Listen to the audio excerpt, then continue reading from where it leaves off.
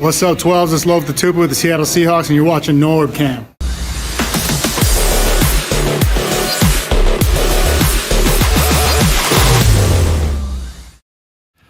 Hey, what's up, everybody? This is NorbCam coming at you here with another edition of Coach's Corner, on Thursday edition. We've had a little bit of a different schedule recently, mostly because it's been a lot of stuff going on, particularly for the coach, because this is an exciting week for him. I'll let him talk about it, the exciting news, if you haven't heard already, what's going on in his life outside of football. Believe it or not, Coach Marsh has a life outside of football. You may not think so, but he actually does.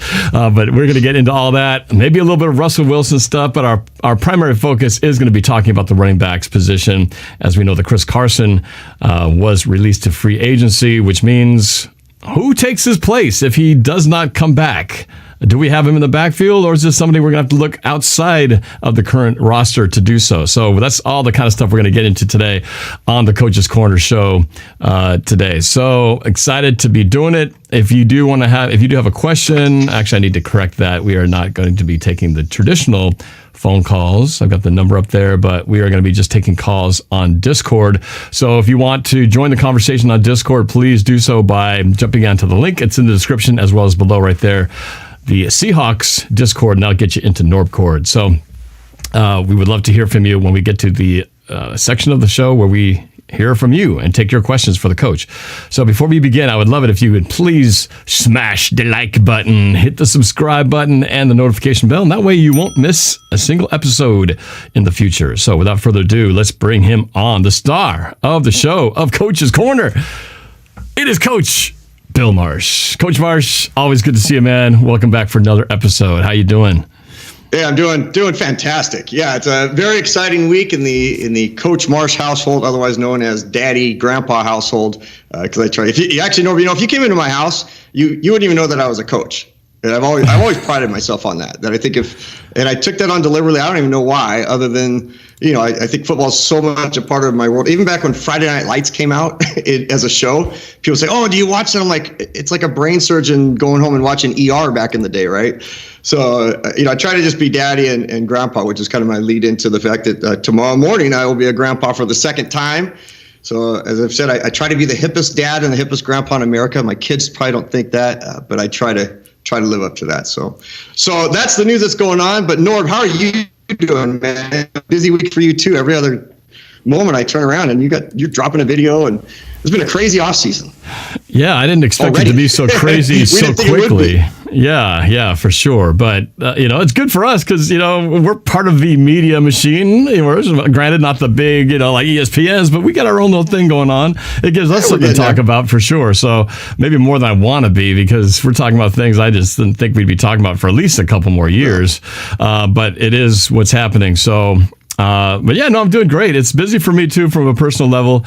My girls, Sophie and Vanessa, are neck deep really into volleyball right now, with school volleyball starting to begin, high school for my oldest daughter, but they've both been playing club already. So they got tournaments this weekend coming up. I'm the designated videographer, so I'm live streaming the events because they don't allow any fans in the gym. So the parents are relying on me to bring them the show, bring them the action to them. So I got an important job to do. So it's a love, but it's extra responsibility now because I have parents counting on me. So, but it's fun, man.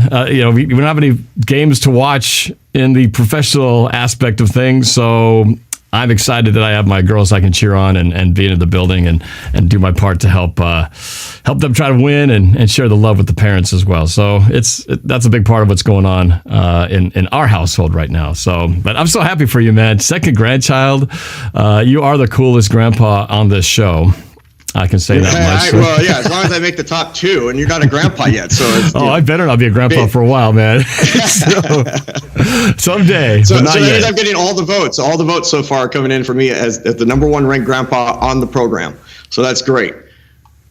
Yeah, absolutely. We got Chef Jack Attack says in the super chat, Norb, my famous words you still got this. Thank you, man. That's how I first got to know Chef Jack Attack. He was jumping in on my Madden streams, and I was struggling, and he kept saying, Norb, you got this, you got this. I didn't know who he was. I was just reading his text, and then eventually we did connect via voice, and then eventually got to see his face, from the collaborations, and now he's a regular on your show as well. So it's awesome that we do this. So if you guys want to get our attention, definitely Super Chat's a way to do it. If not, again, jump in on the Discord, and we will take your calls there as well to see what questions you might have for the coach today. So we are going to jump into the running backs thing.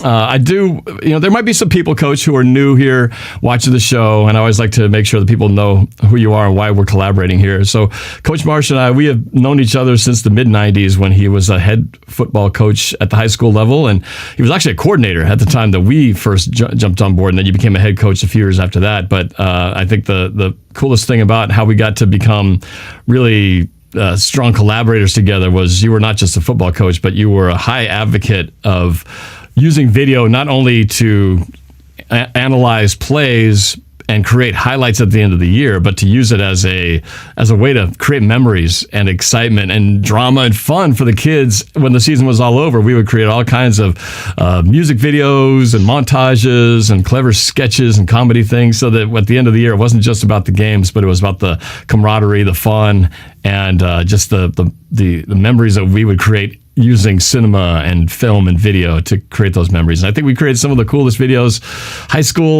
at the high school level, maybe even like higher than that level at that time, that had ever been made. So that's something that I'm very proud of in our collaboration. Mike Lorraine, my business partner, working with you.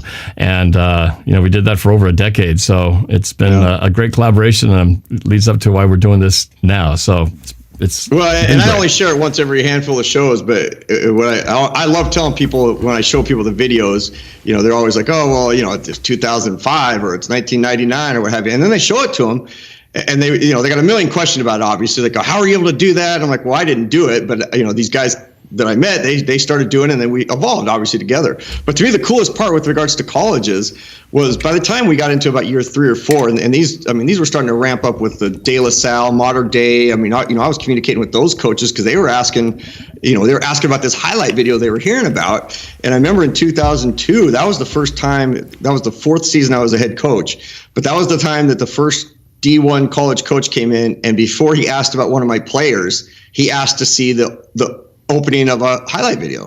And I was like, man, this has a chance to really be something special. And from that point on, man, it was like every coach that came in through the doors, like I was anxious to talk about my players and try to get do that, because how much I love the recruiting process. They would want to watch the open, and then they say, well, what were the commercials? Or you had commercials last year. What are the commercials? I'm like, well, do you want to see some of the highlights of our players? But they'd already seen that stuff.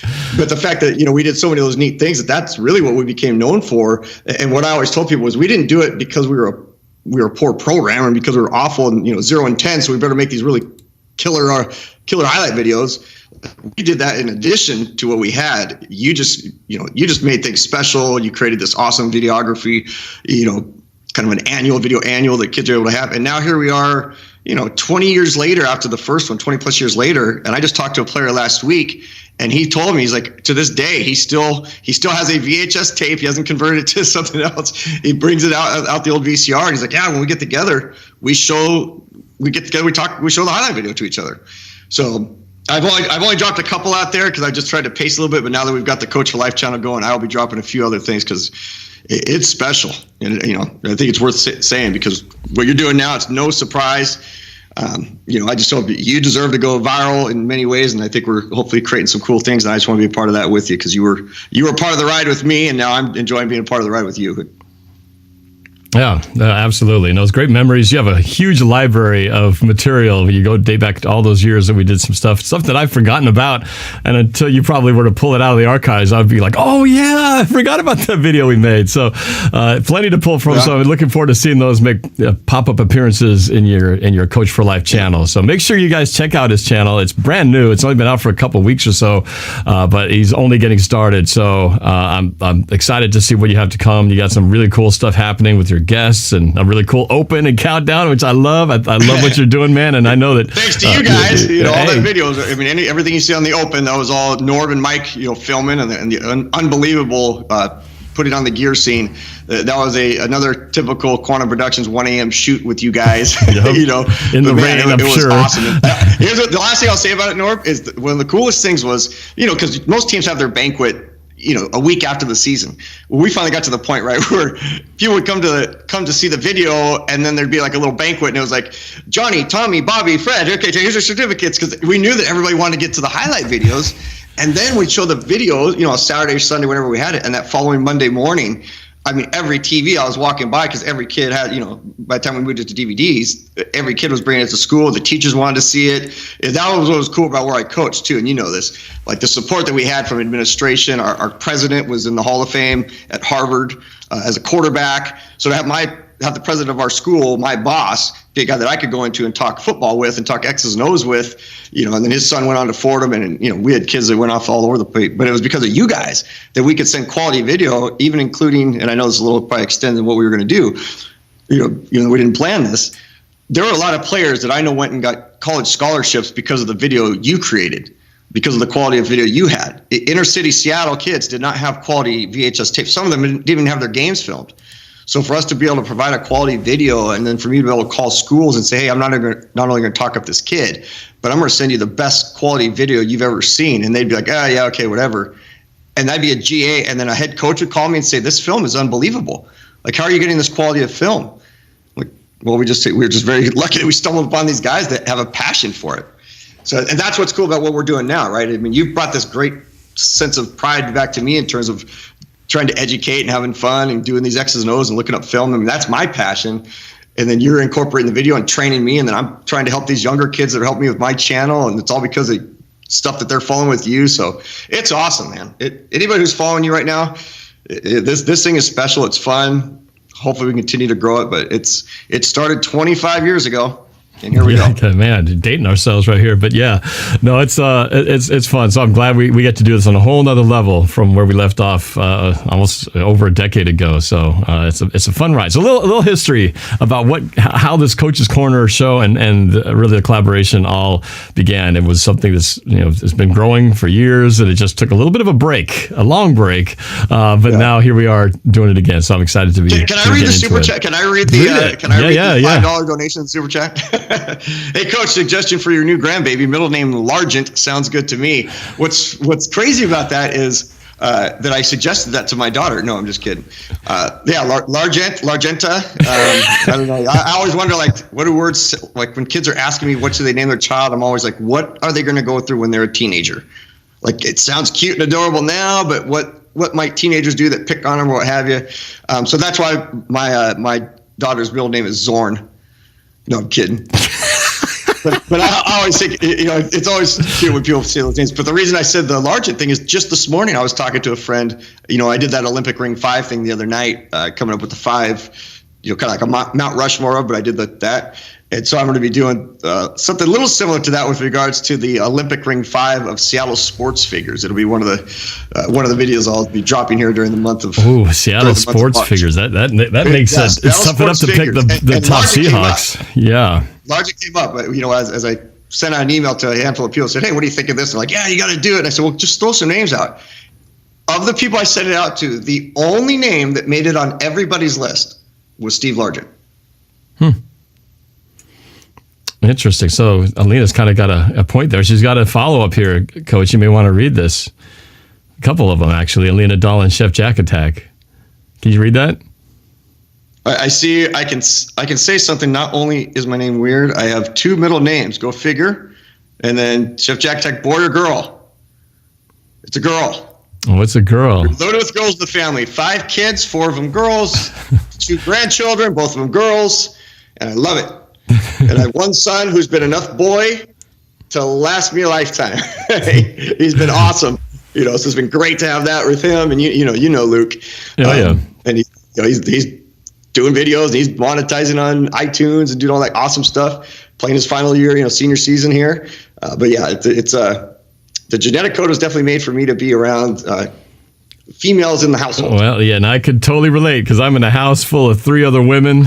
no men in sight except when my dad comes over. So it's I think that's why we talk a lot when we get here, because we probably don't get much of a word in, elsewhere, other than when you have the camera. Exactly. And then they know, hey, we got to do stuff for the camera. So yeah, exactly. This is sort anyway, of I some fun stuff this is the equivalent of a man cave for us right here. So so we are going to get into the running back breakdown here, but I wanted to pull something up. A little bit more relaxed. Oh, go ahead. Yeah. Well, I want to pull something here I wanted to bring up. I did say I might mention we're not going to dive deep into the Russell Wilson thing, but I did find something. Before you go, Russ, I got to close this one thought. Yeah, go ahead. I'm glad that I'm much more relaxed than I was. I was watching videos the other day of like the first couple shows. I'm like, geez Louise, Norb, you really should have told me how crusty things looked. Like, I know you were trying to help me, but that video is awful. I got like blankets behind me.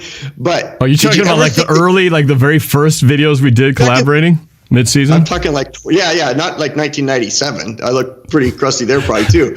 But I'm talking like in November when you first called me. Okay, But did you ever think that you would make money if someone just even 5 years ago said, Norb, you're going to make money and it's going to be based on, and I don't know where the money goes, but you're going to make money based on Coach Marsh's grandchild's name.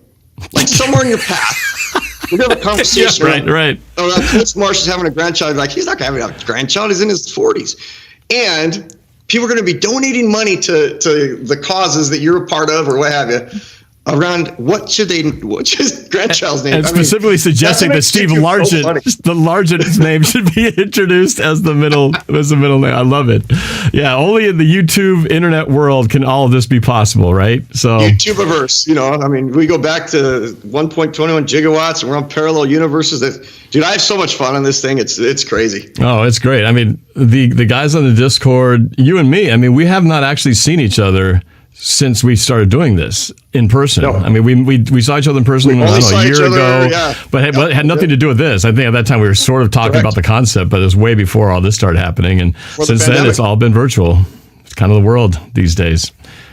But it's moving towards a not everything virtual world. That today it was announced Governor Inslee's moving Washington to phase 3, and it was just announced that the Mariners' home opener they actually have fans in the stands. That's a good sign for things. No, don't take it so far. What? Just because the Mariners are playing.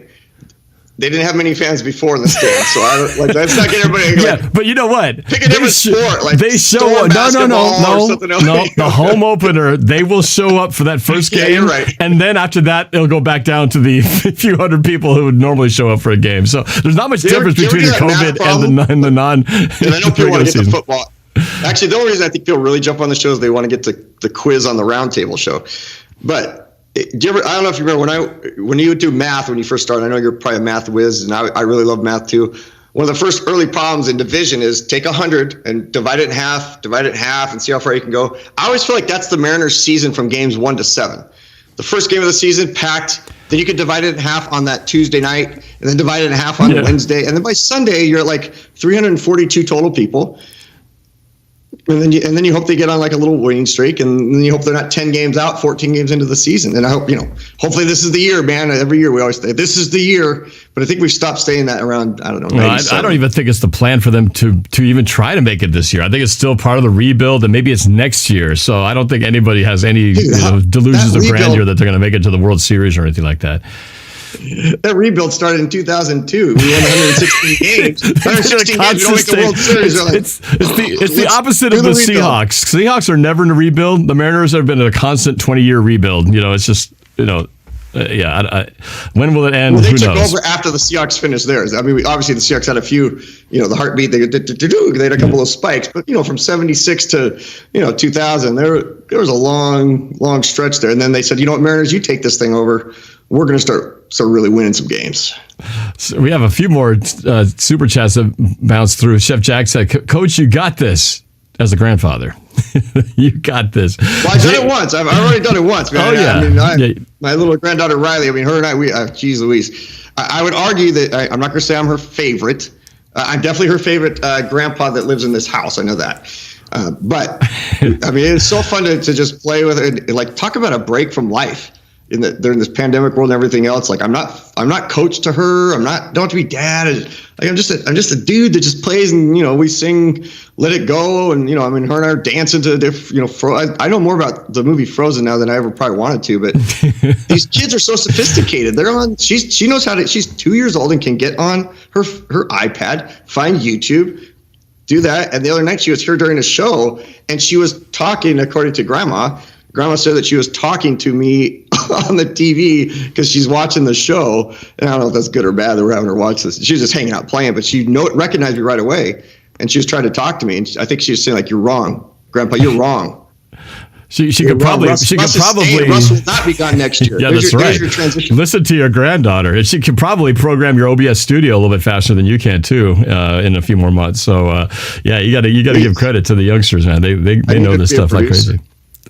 Oh, that's awesome, man. So Jake Guerrero in the super chat says Mariners' young talent is something else, though. I got to admit that. I mean, they're what they are doing differently now than they have in the past. Now, I don't know how we suddenly got on the Mariners. Are we talking about the New York Yankees farm system? But they're doing well with their farm system. I mean, I'm not following everything Mariners, but from the little bit that I am following, they did last year they had like Rookie of the Year, and they've restocked. When was the last time we had a parade for the AAA champions? For the AA champ. Like, this is what I love about YouTube. We could do these Seahawks shows, and then as soon as we see something else, we need to cut and tell people, hey, at 8 o'clock we'll talk Mariners baseball. If that's what people want. The Hot Stove League with NorbCam and Coach Marsh. Yeah, and then Star Wars, and then at 10 or 12, like I'm telling you, Jerry Lewis telethon, we can go all night. We do. We should have a Star Wars show. We'll just do a movie show, man. That's the next thing. It'll be like the old Siskel and Ebert show, but we'll do talking about our favorite movies. You and Mike have been doing that. We've been doing that too. Yeah, we could do something similar to that, but. Alina Dahl, one more, says, remember the 1995 season, refused to lose. Awesome, and Dave Niehaus at the mic, can't go wrong. Yep, yeah, that was a voice. I have breaking news in terms of just us right here, but it has to do with the show. And I just grabbed my phone, didn't touch it, and I know you can't necessarily see, but I say to people all the time that I have a mentor, and this is going to be our pivot point. My mentor is Sherman Smith. He's my all-time mentor. He was running back, for the Seattle Seahawks, and then 1985. And I got to say this real quick. It's pretty cool what he just sent me. So I met him in 85. I just moved out to Redmond. Was crying, didn't want to be there. Just my mom was bringing us out there. My stepdad, who I consider my dad, he had come in and taken us, taking me out of the kind of where we were, and it was just an awful place. And now we're moving out here, and I'm just bawling. Like, I don't want to leave my friends as a teenager. And I come out, and the very first person I see when I go in to get my schedule is this guy walking across, just jacked. And I'm looking like, that guy he's on my McDonald's drinking glass. At McDonald's you could get the Seahawks stuff. I'm like, that's Sherman Smith. That's Sherman Smith. I'm going, why is he there? He shakes my hand, and I'm one of the first people that he met, like literally the first student that he met, because he was just starting teaching.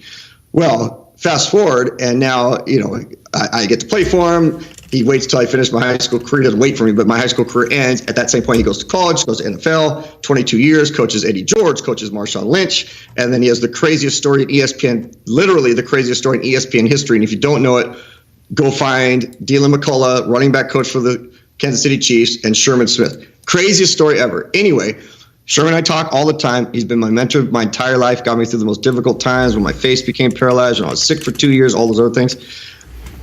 But the topic tonight is running backs, right? Mm-hmm. Running backs. And so I reached out to him, and he's a busy dude. And I said, hey, I just want you, I won't even quote you. I don't have to. He just said, so he sent me a text, and it's from Sherman. I don't know if you can see it there, but it says Sherman. I'll read it at the end, but he says, I look forward to having the chance to talk to you more about football and those players you mentioned, but you can quote me on this. I love blank. And he mentions one of the three players that we're about to talk about. The intrigue. From a guy who's been around all three, knows all three, saw all three. Obviously, one of these three came after Sherman left. But and there you go. For those of you, literally the text came in from him at this very moment. 5:39. Awesome. Well, check out the screen. If you don't remember, because you have to be from the pre-Storhawk days, there's There he number is, 47, man. Sherman Smith on the screen there. I grew up watching the Seahawks, seeing him run. Number 47, one of the first running backs. I remember becoming fans of him and Dan Dornick, and then a whole bunch of guys after that. So, yep, Sherman Smith. So that's pretty cool that he was actually texting you. Let me tell you what's cool about this, too, about him, right? He, in the civil rights era and all those things, he goes to Miami of Ohio. He's the first, one of the first black quarterbacks. He's definitely the first black quarterback that played at Miami of Ohio. And he always talked about how he wanted to make a difference and be a difference maker. And he's got these great videos while he was coach with the Seahawks where he talks about it. His mom, his dad, Ken Hutchinson, the influences in his life. But he gets there as a quarterback. He goes 30-0-1. I'll say it again. And he went to Miami of Ohio, same place Ben Roethlisberger went, same place I went before I got hurt. He goes 30-0-1 as a quarterback, gets drafted as a wide receiver. So he studies the playbook for the Seahawks as a wide receiver all summer long. And then they get to the first or second day of training camp and they say, we're moving you to running back. And he ends up becoming a running back. And he ends up, plays for 9 years till he tore his knee. And then he plays with the San Diego Chargers. But I mean, the guy, when we I had him for class multiple times. 8th grade, first day is when I knew I wanted to be a teacher and coach. Because man, he just made you feel special, and he could teach, he could orate so well. But there's a picture that he would have in his office. This is the one story I talk about with Coach Smith. That's a football story. You go into his office at the Seahawks facility. He has nothing up on the wall. He's a very spiritual guy. So he's got his Bible, he's got his other things. I mean, he's awesome to listen to. But he's got a picture of himself on the wall from like 1977. And it's the sleeves are rolled up, jacked. I mean, we're talking like your thighs are like his biceps. And he says guys would come in all the time after they'd worked out and they'd kind of have their sleeves rolled up. Like they wanted to show Coach Smith like that he's the man. And I know later in his coaching career, he had it folded up in his final few years in his office. He'd either point to it or he'd unfold it kind of like, yeah, man, when you get here, like then you'd be the real deal.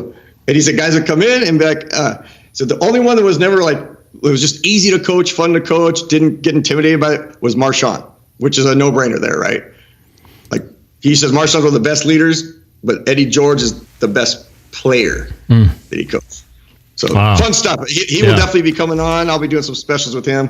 But I just the fact that he texted me right at the moment to run this show, I think is pretty cool. He's and again, special if you don't know the entire, in addition to what you just said, Sherman Smith, Seahawks running back in the late 70s, early 80s, I think. And then your mentor, San Diego. Yeah. Yep, your mentor. And then he was the Seahawks running back coach from what years was it? 2000. Yeah, so 22 seasons. He was with Tennessee Titans. He was with the Redskins for 1 year with Zorn, and then he couldn't wait to get out of there. And I won't share that story. I'll wait for him to share the story someday. It's a great story of him when he decided he wanted to get out. He knew he wanted to be out.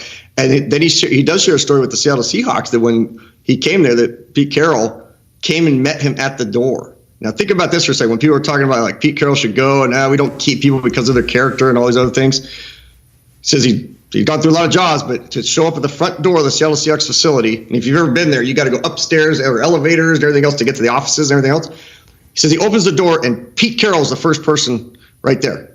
Gives him a hug. He's like, man, I knew that's right. Just knew where I wanted to be. So it was cool that he'd gone full circle before he ended up retiring to come back and spend, I think, 7 or 8 seasons. Yeah. But in '85, when I met him, 8th, 9th grade, quarterback, in the 10th, 11th grade, I had to play wide receiver as we were playing. Then senior year, ended up moving back to quarterback for final few games. But we ended up beating the number 11 ranked team in the country, and it was like this most special moment.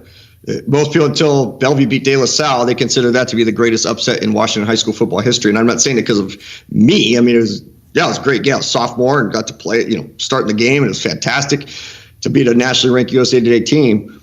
But man, what was special about it, again, with a guy like that, and I think it speaks to why we like a Russ and why we like these other guys. He never made it about him. Like people were coming up to. I remember it. People were coming up to him, and he was like, "Go hug the players, man. Go hug that kid. Go hug that kid." And I was like for once, he could have just been like, yeah, and he was offensive coordinator. He wasn't even the head coach. But he will say to this day that one of the best coaches he ever coached with was my high school head football coach. That he was the smartest guy. A lot of those guys. So that's why I don't get caught up when guys say I'm just a high school coach. I've seen a lot of guys that, they make it to the NFL as coaches, and because their name and they play, and that's great. But I've been around a lot of high school coaches that played in the NFL that didn't know how to teach. Right. So, and that's what I want to be able to do here is teach guys. So when we're going with these running back plays, I'm not saying I'm the expert here, man. Like, I just love doing it. And if you can learn something and ask questions, and Norb and I have been talking about doing some cool football stuff. 101 stuff. Yeah, some football 101. I mean, I just want to help people enjoy the game when they're watching with their families. There's like I did with my Gridiron Moms, and let's get into these plays. I'd have the Gridiron Moms come in every year. I would tell them the first play. I would drop I write 24 lead so that they could tell their husbands. I think that I write 24 lead play's coming. First play, first game, every year I ran that play. They knew it was coming, and then I always told them, that way you can tell your husband afterwards, why don't you go get the popcorn and stuff? I'm going to enjoy the game. What's going on? And the dad's like, what? I want to enjoy the game. I'm excited now, honey. All right, so. But I'm not me if it's not for Sherman and another guy, Chuck talks about it later, and I know we all have mentors, and that's why I think in this pandemic era and everything else, man, the excitement of getting back out, which kind of led with this whole Mariners thing, like just getting around people. Yeah. Like, I miss being in Sherman's presence. I miss being in your presence. Seeing all these super chat people, like getting to know these young kids around the country. And I've been saying, how great would it be to get the round table together and go out for a drink, and hang out. And we haven't been able to do that yet. So it's all been this virtual stuff. So someday it's going to happen. It's getting there. All right. So one last thing before you jump into the plays. I saw this. It was actually Chris Daniels from King 5. He tweeted out a photo today. And you heard me on the show yesterday during the round table when I was talking about the letter, the letter that was sent out to all the season ticket holders where they left out a certain star quarterback on that letter. So everybody's reading into it. Oh, it must be this ploy of the Seahawks must not plan to keep him because he's not in the letter. Well, Chris Daniels released this photo today that was just added to the outside of Lumen Field. Go check this out. So this is the north side view of Lumen Field. And if you can't tell right there, let me blow it up for you. Let me blow it up a little bit here.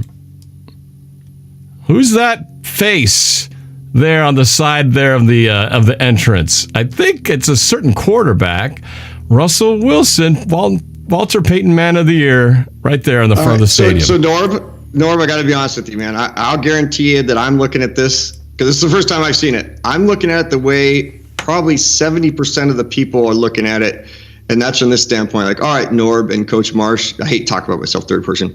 You guys better go and take a video standing in front of that thing because knowing that Norb does stuff, he's probably connected to King 5. Because I swear, Super Chat folks and everybody out there, every other week I wake up to the news and Norb's on there for something he's done special that King 5's doing. So it's like, hey, Norb, can you do a superimposing thing with Russ? Put it on the back of the stadium, and then we'll just put it out there. That's a good idea. It's just a coincidence that you saw all those stories. I'm telling you, man, as rare as you watch the news, and the fact that you caught the few times I was on there is just... 2 times I turned on the news. To you, and you're on. In your mind, you're thinking, Norb's on the news all the time, because every time I've turned it on, he's on the news, and you caught the 2 times I happened to be on. So, I'm betting 1,000 for the 2 times you watched. But anyway, so for those who are reading into that letter, well, you can now read into that photo and see what does that mean to you. And in other words, there's just a lot of little crumbs that everybody can take for some interpretation. But we'll leave that at that. Just let that soak into your subconscious as we talk about running backs. So, Coach, we know that Chris Carson's checking out free agency. He could potentially come back if he doesn't like what he sees out there and the Seahawks give him something. But we have other guys in our running back stable who are primed and ready to step up maybe to take the job that Chris Carson could be vacating. So I'm kind of handing it to you. This is where I say, Coach, this is now your show. I want to see how you want to break this concept down. But we are basically talking about the future running backs for Seattle. Who will they be? Yeah. And Coach, take it from here. Yeah, and so I always try to, at the very beginning of these, I try to explain a little bit of kind of my methodology going into these. And it's always a little bit different. I try to come at a different angle than what you're going to see on ESPN. And I watch all, I try to watch as many of those shows as I can, especially, and I try to go back and research, anything they've said about whatever topic we're talking about. So with this one, I really tried to look at it from a standpoint of not who's going to be best, but in terms of picking some plays that I think will show you how each running back, each of the 3 that we picked, we chose not to do Collins right now, how each of the 3 backs might best fit into the new scheme. I could have just chosen some plays that showed you like the best of what they do and the worst of what they do. But what I did was chose a few plays that I thought, yeah, okay, this is not so much maybe the exact type of play, but the type of running back you need to fit into the offense that we're running. So that's the theme. So I don't have to keep saying it over and over, that it's the plays I chose were all based on, this is something that probably could help, so that way you guys can decide who you think that, and at the end I'll reveal who Sherman said that he loves. So to start that off, I feel like you always need to kind of relate to something. And I was going to bring, put a Rams play out there, but you can go find a Rams play, in terms of what they ran last year in the hybrid. And I'll be doing some stuff, most likely with Norb, because we have plenty of off-season time, talking about this hybrid West Coast offense. What is it we think they're going to be running? How's it going to look? The fact that they have the passing game coordinator and the running game coordinator together, I think is phenomenal.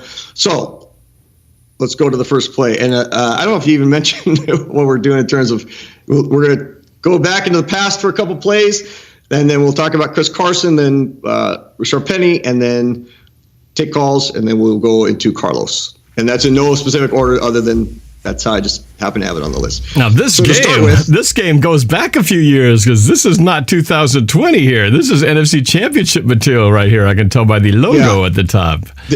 Yeah, and we had just come out of the prehistoric era, right? So you can't call this prehistoric. This is, when we're in the new stadium, the new uniforms.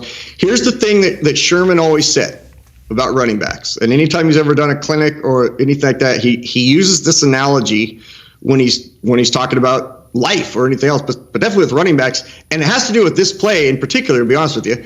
During this game, real quick, the story is back in when they're playing in this NFC Championship, 49ers were stuffing this play, stuffing it over and over and over. They ran it, I think, 7 or 8 times.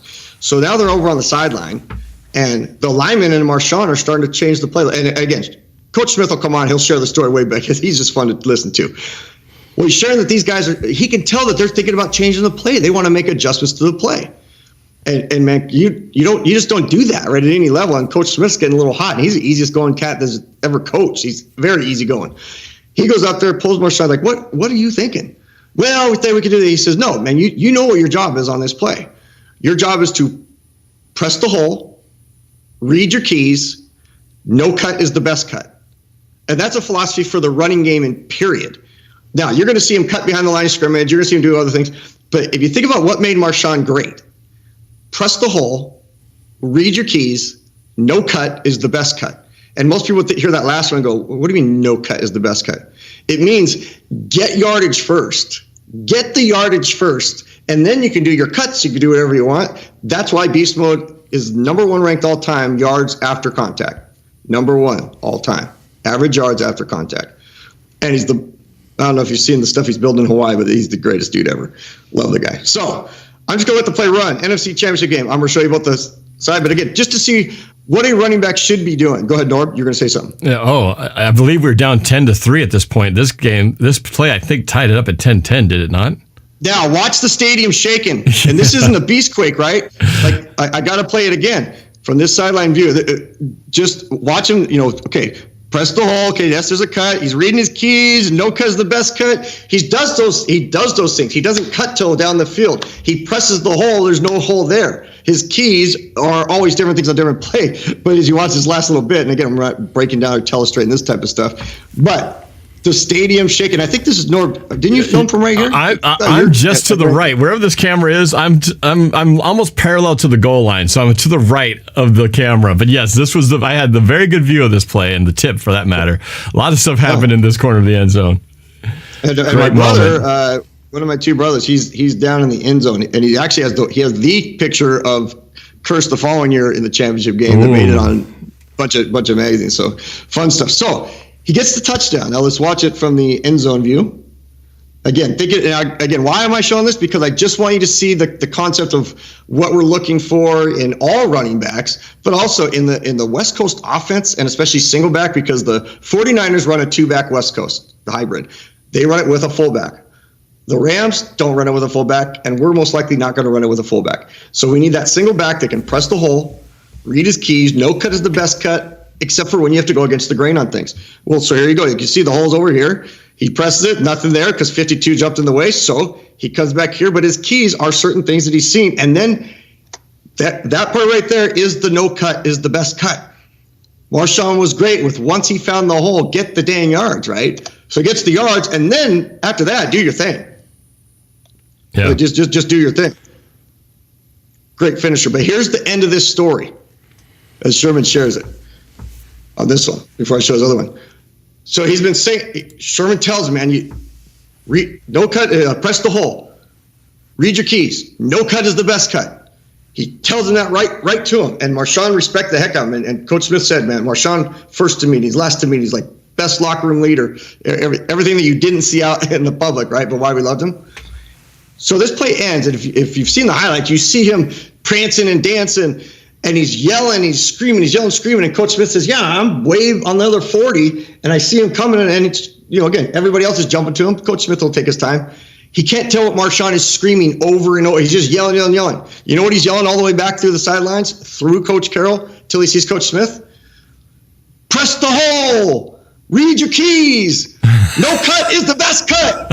Really? He's yelling that over and over as he runs back to the sideline. Really? Like because of the fact that he was driving that point to him prior to the point where they might have changed out of that play. His way, like I get choked up thinking about, like when you talk about getting into sports, the way people get into it, the way I get into it, like why am I a Seahawks fan and all those things?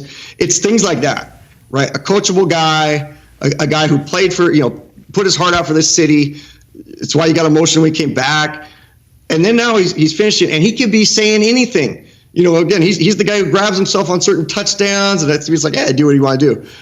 But in the moment of truth, he was paying homage to the guy that knew his stuff, right? A running backs coach that was coaching him up, made him better. He was here the whole time when he's here, and now he's yelling that all the way back after those guys were questioning him, right? They wanted to have their own input. I'm giving a little subliminal, verbal, auditory message to somebody else here. Like sometimes you got to do what you're told to do, and just get the job done. Yeah. So let's go to all right. Very cool. his other.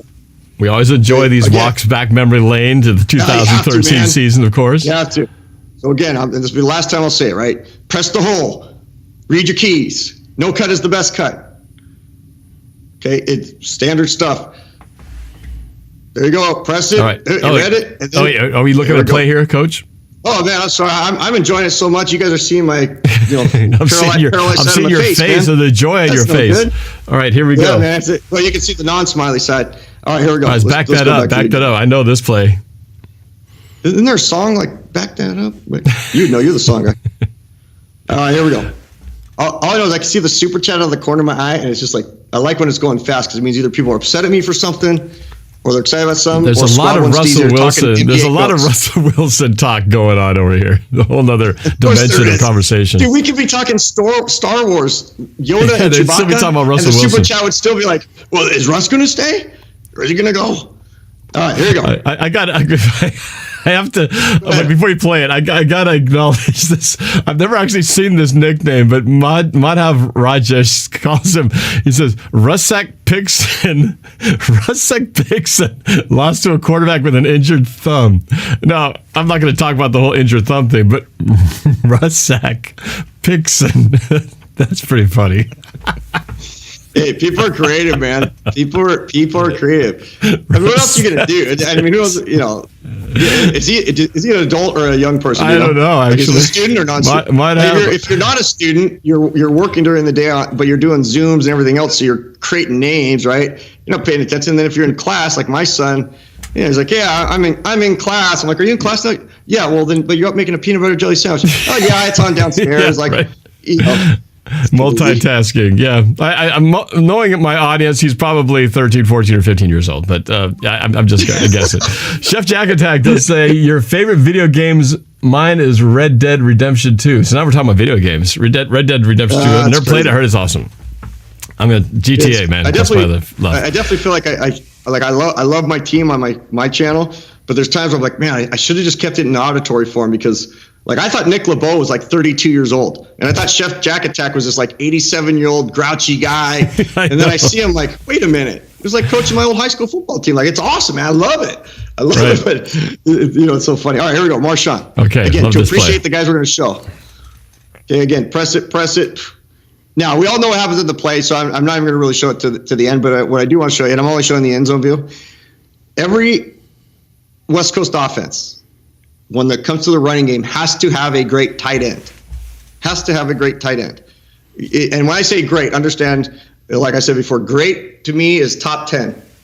If you're really going to be good, obviously at a lot of different positions. When I say great, top 10. When I say phenomenal, things like that, then we're talking top 5. If I say I'm amped for something, man, we're in the top 3. So you got to be great. Now, I think our tight ends are really, really good, and you know I love the one tight end. But now I just want you to watch the tight end on this play. Okay. Now he's playing it. There's 2 of them, so I should have pointed out the winged tight end. So you got center, guard, tackle. You can see my cursor, right? Yep. I always like to make sure the cursor. Okay. Center, guard, tackle, tight end, and the wing. In the West Coast or hybrid West Coast, your tight ends have to be good blockers, just like your receivers have to be good blockers. Obviously, football's blocking, but there's still guys that kind of get away with it. I just want you to watch this, and Marshawn talks about it in a video, and it is some of the funniest stuff I've ever seen. Just watch this wing right here. Tight end. There he goes. He did a full pirouette. Didn't touch anybody. The first thing Marshawn says, he's getting interviewed. He said it now 3 or 4 times. He says it on Peyton's Places the other day when I watched that. But I've seen him at other times. He says it. For any time someone brings it up, he's like, yeah, and I did it with my tight end thinking it was a CFL. Or he says some other league. He's like, because he didn't touch anybody. He just did a circle the whole play. I got to show it because I think it's funny. Right. He goes down, circle. He's like, and then he's like, yeah, and then he gets to say he's on the play that made me a rock star next to the B square. It's just funny the way Marshawn shares it.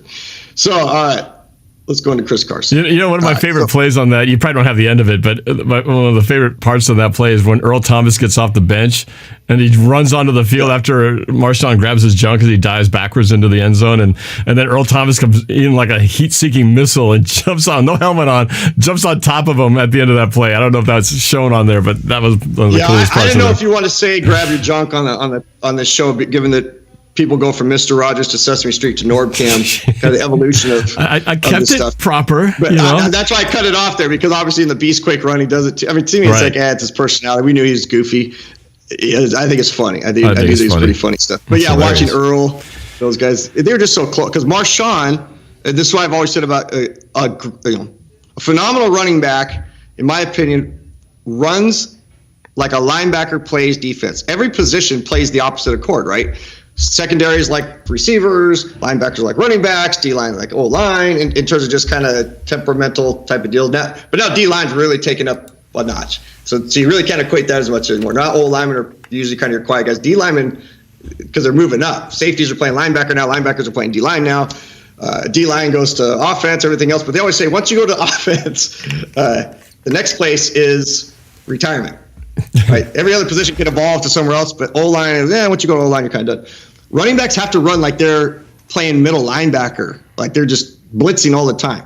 So that's the temperament. So on this first play, again, that's just the overall. So with Carson, one of the things that you got to have is some good cutback ability, and you have to be able to see and recognize and set up blockers. So what we're going to have here is just a simple swing. Carson's going to get the ball as he loops out, but I just want you to watch primarily the coordination here with Carson and our center. And I'm not going to name names up on the line of scrimmage. That way it just makes it quicker and easier. As we watch the play, just watch how he sets up the block of what's taking place. Okay, comes around. Now, he could have gone hard, but right there, and eventually I'm going to be able to, I have a zoom in piece, Norb, which I can't wait to get going on this, where I'll zoom in tighter on this. Nice. Yeah, so we're going to slowly trickle these things out. But what I want you to notice is, if you can see it, or maybe you can even enlarge the screen on your end, as he starts to make his adjustment on his lateral running, and he has a really solid first few steps in terms of he takes that proper 6-inch power step that I'm always talking about. He does that every time. Then he takes his good gather and he gets going. But he does a little kind of lazy hippity hop, and by lazy, it's a good lazy. Like when you say something's bad, but it's really good. Right there. You can see that deer hop. Okay, it's a deer hop. You try to teach it in practice. It's very hard to teach because guys can do it. They just don't know when to do it. It's a natural instinct thing. So right here, he just buys himself time. Cursor might have been away. Let's try one more time. So you'll see it again. As the center goes out, it's not there. Hop, boom, and then he turns up the field. So those are the things that we want to see. That again, a lot of your NFL backs can do that, but it's having those extra little things that, again, most of us would say that Carson is that power back. Right, he's the guy that yards. People like to kind of compare him to a Marshawn Lynch. I don't think that that's really a fair comparison. It's not fair to Carson because he's not Marshawn Lynch, but he is a tough runner. And I know you're a huge fan of his. Very tough runner. So same thing here as he starts to run. Here's the beauty of this play. His vision, as I started to break these things down, I was really impressed with how quickly on his first real step. So he takes his baby step, basically that first power step. Boom, you can see that first power step or whatever needs to get him set up. So he takes that first power step, but it's the first step, and there he's on his second one basically, where your vision, you have like 0.7 to 1 full second to make your decision on where you're going to go. What he does that I really like is that he's looking at the A gap, and again, I talk defensive gaps on the offensive side instead of doing numbers. I speak in terms of how the defense will look at it. A gap is between the center and the guard. B gap, guard to center or guard to tackle. A, B, C, D as you go outside. So he's heading towards the A gap to the right side of the center. It's not there, and then he bounces out to the B gap, not there, bounces to the C gap, and then off he goes out to the outside. Rar's the time that you see that a running back can press the hole. There's nothing there, so there's not even any keys to read, are they? But these squiggles that I have are literally what you're going to see him do as he goes through this. He's going to press it and go A to B to C all the way out to D. I really, really like the way he does that there, and the fact that he's able to recognize that right away. He didn't get caught up in the wash. The best I've ever seen at it in terms of recent players is Le'Veon Bell. When he's in his prime, he always used to do that little stutter step behind the line of scrimmage, and it drove people nuts, and I loved it. Because when you watch in the end zone, you're like, yeah, there's nothing there. He has to do that. He could do it so quickly. But here's the thing I want people to watch, a little commercial here, the quick commercial. There's one other player that I have marked on here, Norb. Do you know what player that is from the screen? Can you tell what player in terms of right here? It's tough to tell by the numbers. That's the receiver. It's a receiver. It's one of two receivers, so you and can probably tell it's not DK Metcalf. Okay. And who's the other stud? It could be Lockett, I suppose. It's Lockett. It is Lockett. Okay. I was going to say he's a little guy, so it's either Lockett or Freddie Swain. So yeah, Lockett. And you know me, man. I'm an honest guy. I'm an honest guy. I got nothing to lose here, right? I get so tired of people saying that Tyler Lockett isn't tough and Metcalf is this really tough dude. We've already broken down that, yes, right here in your face, in your grill, Metcalf's the guy you want, right? If you're gonna deal with somebody right here face to face, or you're gonna put a rope around two people in an 8-foot circumference, say, okay, you guys got to duke it out. Metcalf's your choice. But if I got to go down an alley with one of these two cats, I'm taking Lockett. And I used to tell my players that all the time. Like, you gotta be an alley cat. You can't be this little soft. People constantly are saying that in this West Coast offense, Lockett won't be our guy. We need to have to get rid of him. And you've seen me break it down before that I think that Metcalf is the guy that needs to work on his blocking, because some dudes are awesome right here in your grill. They're tough. They're bad double dollar signs, right? Like, they're tough. And then there's other guys in space that understand angles and they can utilize their body to get those type of blocks. I want you to watch Tyler Lockett here, and if I had thought about it, I should have sent you the link, because if you could find this game on YouTube, the regular plays, during the game call, you hear the block that Lockett makes in just the regular game footage as it's being played. It is awesome. And why am I saying this? Because I've heard 3 different pundits out there say that Seattle has to think about getting rid of Lockett because he's not tough enough to be a West Coast blocking wide receiver. I say, man, you're wrong. You're absolutely wrong. He is to Lockett what in the prehistoric days John Taylor was to Jerry Rice, right? All those good guys. So watch Lockett right here. Sets up, and boom. I mean literally, and wait till you watch it from this angle, man. It's awesome. So anybody out there in the super chat or any of those other things, I'm not saying get rid of DK Lockett, so DK Lockett. I wish we could. I think I've said that so many times. Genetically meld them together and put DK and Tyler Lockett into one human being. I've said that so many times. I've used that to people. I've said, hey, if we could just put them together and call him DK Lockett, we'd be great. But because Lockett is so great at getting these blocks and getting these angles and making the effort plays. And he's a great wide receiver. Metcalf's going to get there, but again, he missed some years in college. And for all we know, again, if you know the injury that Metcalf went through, I don't blame him for not wanting to block in space. If I had the injury he had, I would much rather say, hey, man, I hope guys jam me and I can physical him up, take him down, and be that tough guy. I don't want to be running in a collision course 8, 10, 12 yards away, right? So watch Lockett from here. Important for people to understand when it comes to, Carson gets a great run, but boom, right there. And then you get a good block out there. So if we're going to keep guys, Moore's a tough guy. Like I love Moore too. And Metcalf is the deep threat, and you got to keep him. So I hope that there's no changes at wide receiver.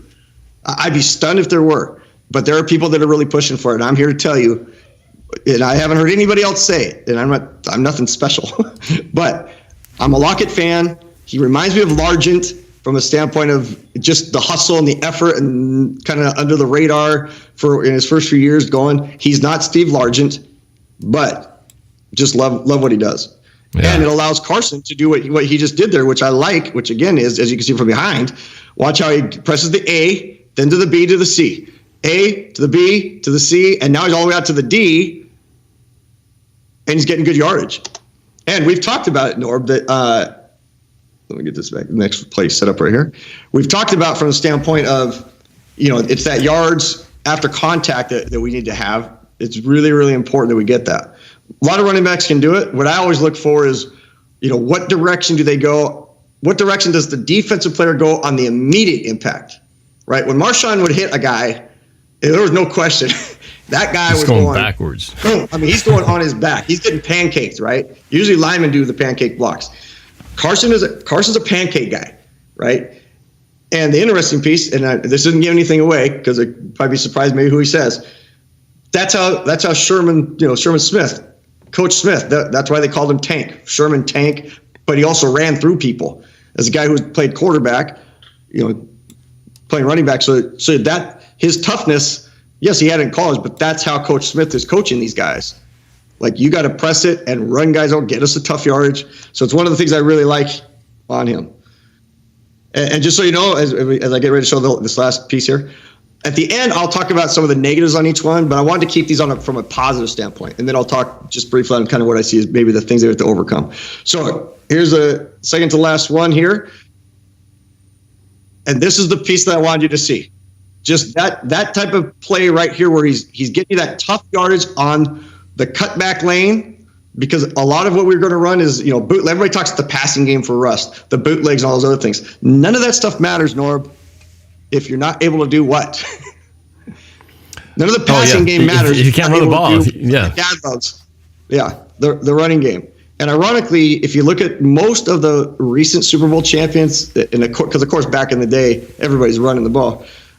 But to actually win, even San Francisco, who loses, probably should have won in that game a couple years ago. It was running game, bootleg, and defense. The Rams a few years back, they lose, but running game, play action, and then the pass and all those type of things.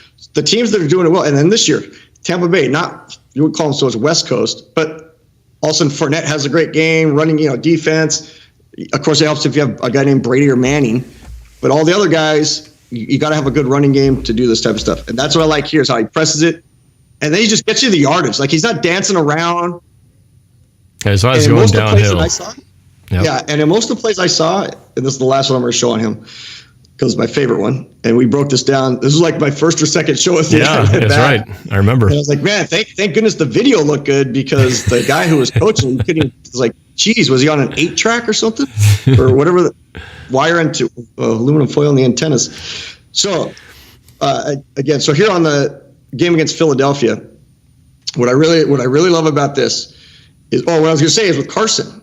So the thing I noticed with Carson that I didn't notice with the other guys, many a time after he was getting hit or maybe going down, he would, quickly peek. And you're the guy who says it all the time. Those lines that are out on the field on TV, they're not really out on the field, right? Captain Obvious line, but the blue line, the yellow lines, all those lines, they're not actually out there, right? So it's not like guys know. It is where Russ is fantastic, right? He knows to lean out and reach the ball out. He's done that for years.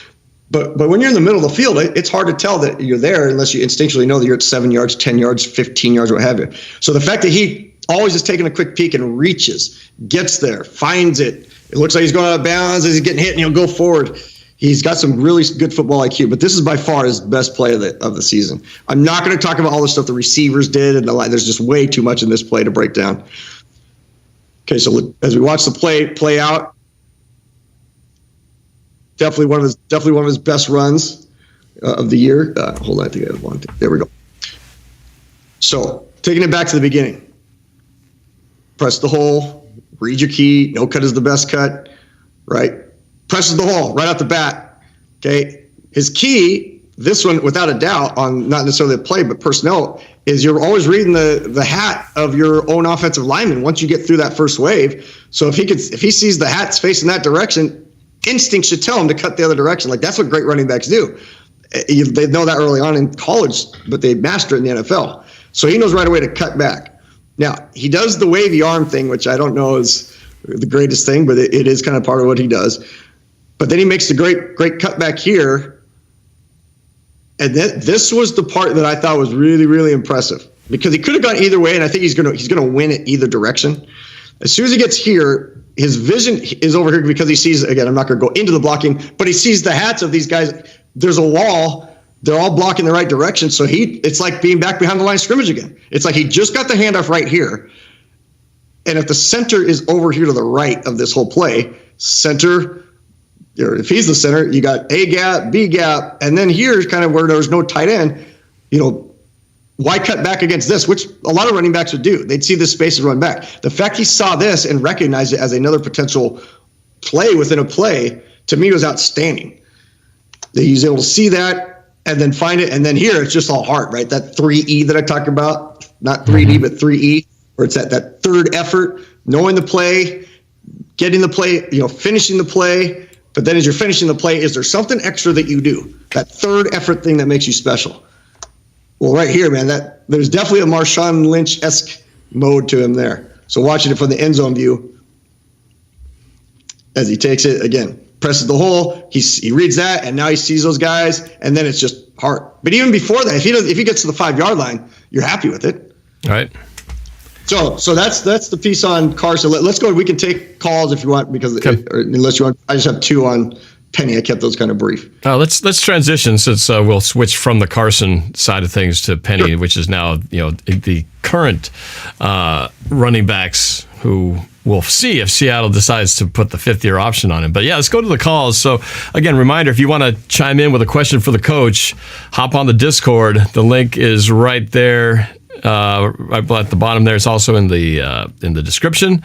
And we'll go grab a couple who are on right now. So let's go to Devin.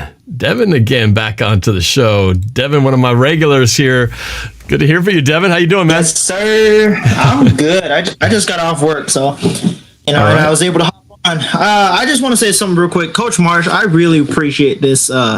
It's like in-depth stuff. I love stuff like this because I've graduated from high school like couple years ago, and I used to help my team scout stuff like this. So awesome! It's really good to see this stuff. So I really appreciate you for doing this. Yeah, you got it. Nothing like scouting, man. The days of the yellow pad. I still use my yellow pad, man. Scouting is the blast. Yes, sir. It's amazing. Go ahead. And you sound great, man. You're crystal clear. That's nice to hear. Yeah. Yeah, I got a nice mic. Yeah, you got to get your Bruno Mars voice warmed up on that microphone pretty soon, but that's for a later show. Yeah, later time. Anyways, since free agency is coming up and they didn't put a 5th year on Carson, do you think so I saw our cap situation. We have a roughly 20 mil since dropping Carlos Dunlap. What running back do you see we would be getting in free agency that would fit this scheme, or what Shane wants to run? What do you think? So that's a tough one, and I'm gonna be honest. Like I don't try to fake things that I don't know. Like I'm just not one of those guys that just starts making stuff up to sound like I'm smarter than I am, because I'm not the smartest guy around. So to really try to select a running back that's out there on the free agent market that I think is the best to come in, I'd really just be kind of winging it and guessing it, only from the standpoint of I would rather look at some film and then come back on a show and give you that answer in terms of, hey, here's the 3 dudes that I think are the best fit out there on the market. And I just haven't done that yet. My focus has been on these guys. So I feel like I'm going to be unfair here to you, because you're asking a great question and I don't have an educated answer for you. Could I give you an answer? Yeah. But to me, it's more about the committee process in terms of the Rams. The Rams were by committee last year. And they have been. A lot of these type of teams are. Like, there's not a lot of teams that have run the West Coast that you'd say they had a stud at running back, and then who are their backups? Most of the time, you have 2 and 3 guys that can do it. So that's why I think if we didn't sign Carson, or if we cut guys or let guys go, regardless of the cap, and Nick LeBeau's not going to like me saying this, there's times where the cap means nothing, because teams will find a way. If they're talking about Russell Wilson right now, if you can figure out a way to trade Russell or do all those things with the caps and numbers, then you can figure out everybody else. So I never worry about that. Like, if we got a guy we want to get, we're going to get him. Snyder's going to figure out a way to get him. But I think that they're going to stick with this running back by committee thing, and we have 3 dudes that can easily do it if nothing changes. But obviously things are going to change, because Carson's going to want more money, and how do we make that work? That's up to them. So it's kind of a long-winded way to answer your question that I would just be throwing a name out there, and I don't want to do that. But there are definitely 3 guys that we have to look at in terms of, I think we will have a 3 running back by committee, 2 that are the main forces, and then that third, maybe a third down back, or a guy if somebody gets hurt or what have you, because that's what they've done. That's what the Rams have done in the past, and I think that same philosophy is coming up here. Devin, do you have some ideas of guys you think the Seahawks ought to pick up if we don't have them already? This is like a very hot take, but he was talking about the 3 things that I think Coach Smith was talking about, the way you run. Press the hole, read your key. No cut is the best cut. And I think Aaron Jones, talking about hitting the hole, he's solid. When he sees that hole, he's fast. He just goes through it, and then he thinks about cuts and all that after. So he could be someone we could be interested in. Also, I've been looking into the North Carolina running backs, like Michael Carter, Devontae Williams. The pair, those 2, if we could be able to get Williams. I will say I do really like one. I do like him. They're really explosive. They're really explosive people. Like, this draft this year, everywhere is just super deep. But like running back, we have a chance to get a star in the later rounds. So I believe in Pete Carroll and John Schneider in their ability to draft late round running backs, because they did it with Thomas Rawls. They did it with Chris Carson. We have the ability to draft. So you bring up an awesome point. So the only reason I'm cutting off is because of my brain, which again, that story I haven't told. I'll forget my thought in 3 seconds. Like, I can remember what Norb and I did in '97, but I can't remember my supplements in 10 minutes. Right? What you just said there is really, really important from a standpoint of, we might draft someone, let's say the 3rd or 4th or 5th round, as a running back that nobody's heard of. A guy that's like, he only has 400 yards or what have you. What's important about, again, the West Coast offense, that concept of pressing the hole, because the play action pass is what it's all about. Like, you don't say Montana wasn't a great quarterback because of their running game. The running game is what made Montana a great quarterback, and other quarterbacks that have been great over the course of time because of the running game. Why? Because you had a running back that could press, or a set of running backs that could press the hole so hard that the linebackers had to react quicker than the normal linebacker, right? Against a normal running back. Some running backs, they don't press the hole. They run hard, but they don't run it so hard that they just want to get 1 yard. Like, they're making that first yard the most important yard that they're trying to get. So if you get a running back that can press that hole and is more into get 3 yards, and what happens after that is important, versus I just want to dance and find my way and outrun guys to the sideline and cut back and do this, and hopefully I get my touchdowns and get my 30 carries. I'll guarantee they're going to find a back, if they find one in the draft, that's going to be the guy that you don't hear of, but when you go watch the film, from his stance to 1 yard past the line of scrimmage, and you understand if you've coached and done scouting, that 1 yard past the line of scrimmage, he's enough to get us a couple yards, but he makes those linebackers on the other side have to react quicker. And now they're acting quicker, which now allows Russ to get out wide and do those things. Yeah. So it's a great point that you have there. Yep. All right, thanks, Devin. Appreciate the call and having you on Devin, here. you man. have another question? I thought I cut did you off. did you have a follow up? I was gonna talk more about running backs, but I think I got it. We got it down. Yeah. I was just gonna say that. Pop into the super chat too. I'm trying to keep an eye on it a little bit, but now that I can do this a little bit better. But Norb can watch it too. So if you guys have questions in the super chat, put them out there, and Norb and I can answer some of them at the end.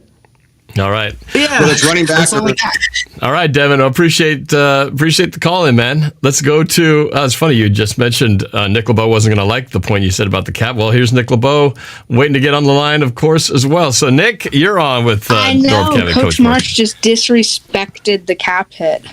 He disrespected the cap. But you know what I love about you, Nick, is that you don't come on and say you disrespected me. Like there's people that would go, he disrespected. No, I didn't disrespect Nick LeBeau. I'm disrespecting the concept that the cap is this like people make a big deal about during free agency. Like, oh, they can't make it work. The Saints will never make it work. And then if he gets traded, like, how do they make it? Well, because they spend all day long like Nick LeBeau does. Nick LeBeau spends 23 out of 24 hours. Nick LeBeau he should be studying. That's why he's a 4.7 GPA kid probably. But he's on free agency alert, right? And he dropped a great video the other day. I think it was yesterday. If you haven't seen Seattle Sports Talk, here I'm pubbing you right now, Nick LeBeau, because you've done plenty for myself. Thank you, Coach Marsh. He dropped a phenomenal video yesterday. So, anyway, what's your question, Nick? My question is, do you feel confident, like, seeing the films with Rashaad Penny, Alex Collins, and DJ Dallas as, like, a committee? Or do you think that we definitely need to add another piece to that mix? So say the three again. So you're saying without Carson? Yeah. Do you feel confident with the current running backs on our roster going into next season? And that will be the focus of part two of your analysis. So that's coming up, which I'm excited to see. But you can get a little preview, what I like about Coach. that question, and I tell you, man, these younger people, and I don't even like to call them kids because they're young men. They are way smarter than us. The questions are fantastic because it'd be very easy to say, kind of play this little hypothetical like we're doing. Like you said, Carson's not even on the team right now. Like he could be anywhere. So if it's just those three that we currently have as it stands, if I'm going on a scale of 1 to 10, I'd say my comfort level is a 5. If Carson's in the group, I'd say it's 8 to 9. So that to me is a big difference. No doubt. Carson rate by committee. Again, just single back by single back, rating them. None of them I look at and go, these guys are top 10. They're great. I would put them in there. But what they each bring to the table by committee based on the offense we're running, which is again, I go back to the Russ thing too. Like Russ, man, like what? So I'm not saying I know more than Russ. But he doesn't know what he doesn't know because he hasn't been in the West Coast offense, which I've studied like nothing else since 1994, my first clinic with Bill Walsh. Like I eat and breathe the West Coast offense. That's why these running backs are it's fascinating to me because I think it's a perfect offense for Russ. We have the stable of running backs that can do it if Carson's back there. If he's not, we've seen flashes. Of course, we've seen flashes from the other guys. I just don't feel like it's like what people were saying about J.J. Watt, Nick. Right, like people know there's flashes of him. Are they going to get the 16 game JJ Watt or the 15 out of the last 64 games prior to that JJ Watt? Well, same thing here. Yeah. With Carson too, health wise, which is why you have to have the stable. Yeah, and 3 flashes like a game isn't really going to help. You need a consistent back. Yeah, it's like me on the first handful of shows with Norb. Like I just had flashes of being okay, OBS and my video streaming, and then it took a while, but I couldn't do it the whole time. Yeah, well, and that kind of is a good segue into part 2 because we haven't even talked about that stable of running backs that we have, and you've got film to break down about these guys, right? So about 2 of them, and obviously we talked about so I'm not showing Collins. And I'm not showing Dallas, so that I could have put some stuff on them as well. But I knew we might go an hour before we even start talking the plays here on my grandchildren's names. Yeah, but sure enough we have. So are you ready to go into part 2 here? Yeah, we're gonna go into it. All right, let's so do it. again, the idea is that we're looking at. Let's see, we get out. Yeah, there we go. So looking at it from a standpoint of what do I think running backs need to do in this offense, and what do I think? What have I seen out of these running backs? So any play that I've shown you, it's not a one-off. It's something that I've seen multiple times, and I just felt like that each of these plays was the best thing that represented that. So as we watch Carlos Hyde do his thing, and again, he's same thing. He knows how to take good, solid steps. He knows how to press it. What I like about him, and when I say the word dance, I want to be careful with it, because some people hear the word dance and they think, well, we don't want a guy who's dancing around. This guy has some legitimate footwork moves that a lot of guys don't have. And again, you don't always recognize it when it's going full speed and they don't have time to break it down on Sunday afternoon. But here it's just that initial thought that he's not only pressing the hole, but even on this one, you'll see that he does this little star step. Now, this can be a negative. I'm not putting it as a negative, but it can be a negative when you do it as a wasteful step. And this maybe teeters on it, which is why I showed it, because a lot of his plays are like this, where I was like, it's legit that he did it. And when I'm saying these little dance step, it's when someone is, they take off their right foot and they land on the right foot like a little skip. Kind of like when we just showed Carson do his little hop. A lot of times you'll see it. Again, Le'Veon Bell is the best I've ever seen doing it, where they do these little skip steps. So you'll see it just as he gets ready to cross the line of scrimmage. Just a little skip step, but what it's allowing him to do is get his plant foot down and ready quicker. Otherwise, he'd take a long step and then a long step, and he's going to get tackled. So you'll just see as he just gets ready to cross and he presses the hole, a little skip step, and then he'll do his cut. So he's here, and then he just did a little right-footed skip step behind the guy. Now, most people to the eye, trained eye, won't be able to see it as well. It's on his right foot. He does it right here, boo, and he's right there. So it's really hard to see from the back. So the all-22 is blinded by this guy. So I had to pick which of the best. So you'll see as he comes right here, he has stepped on his right, and he hopped to his right because he wanted to get his left foot down right there to get that angle right there.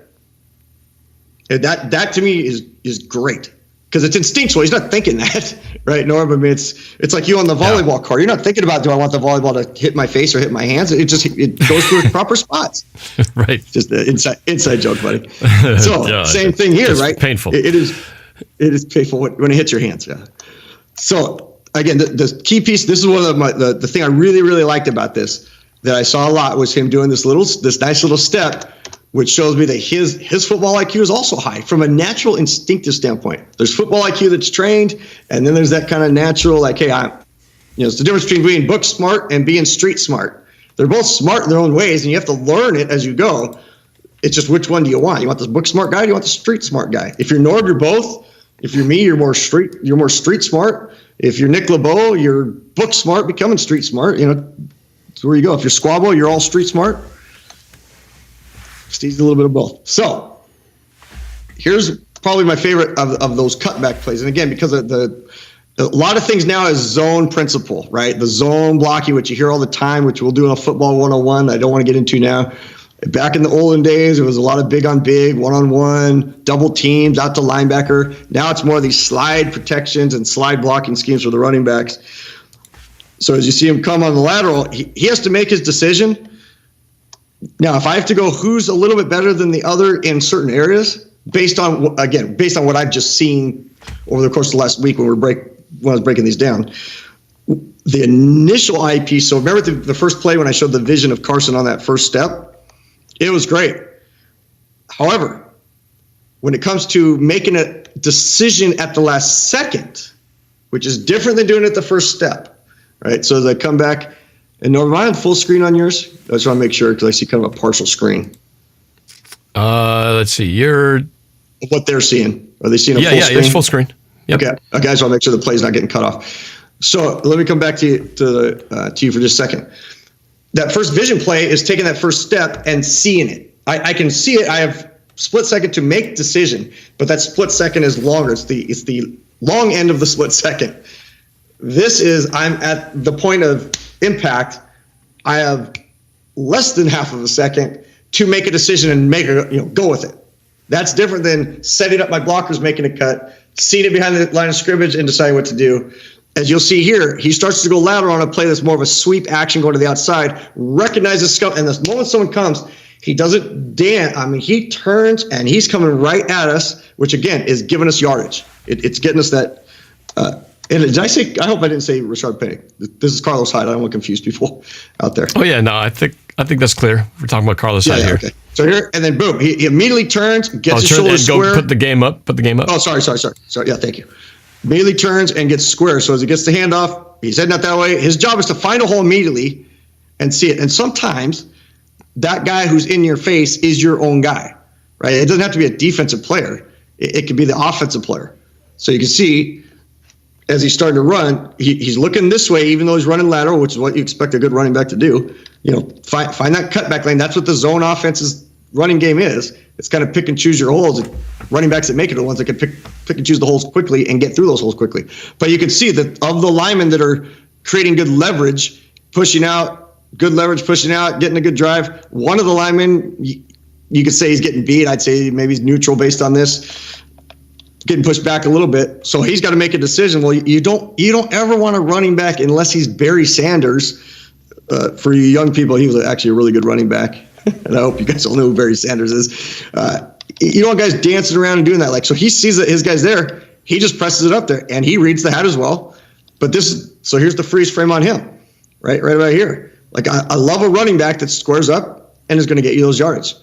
He's just running right at it.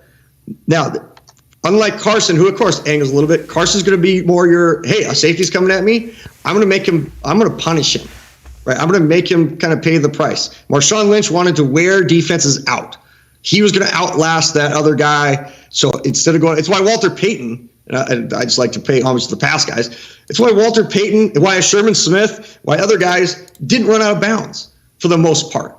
They wanted to create the collision. They wanted to bring the action to the guys. And then there's other guys that want to save themselves, which is perfectly okay. But they're going to elude contact and move away. Sean Alexander, great example of that, right? A lot of people thought, gosh, you could flick the guy and he'd fall down.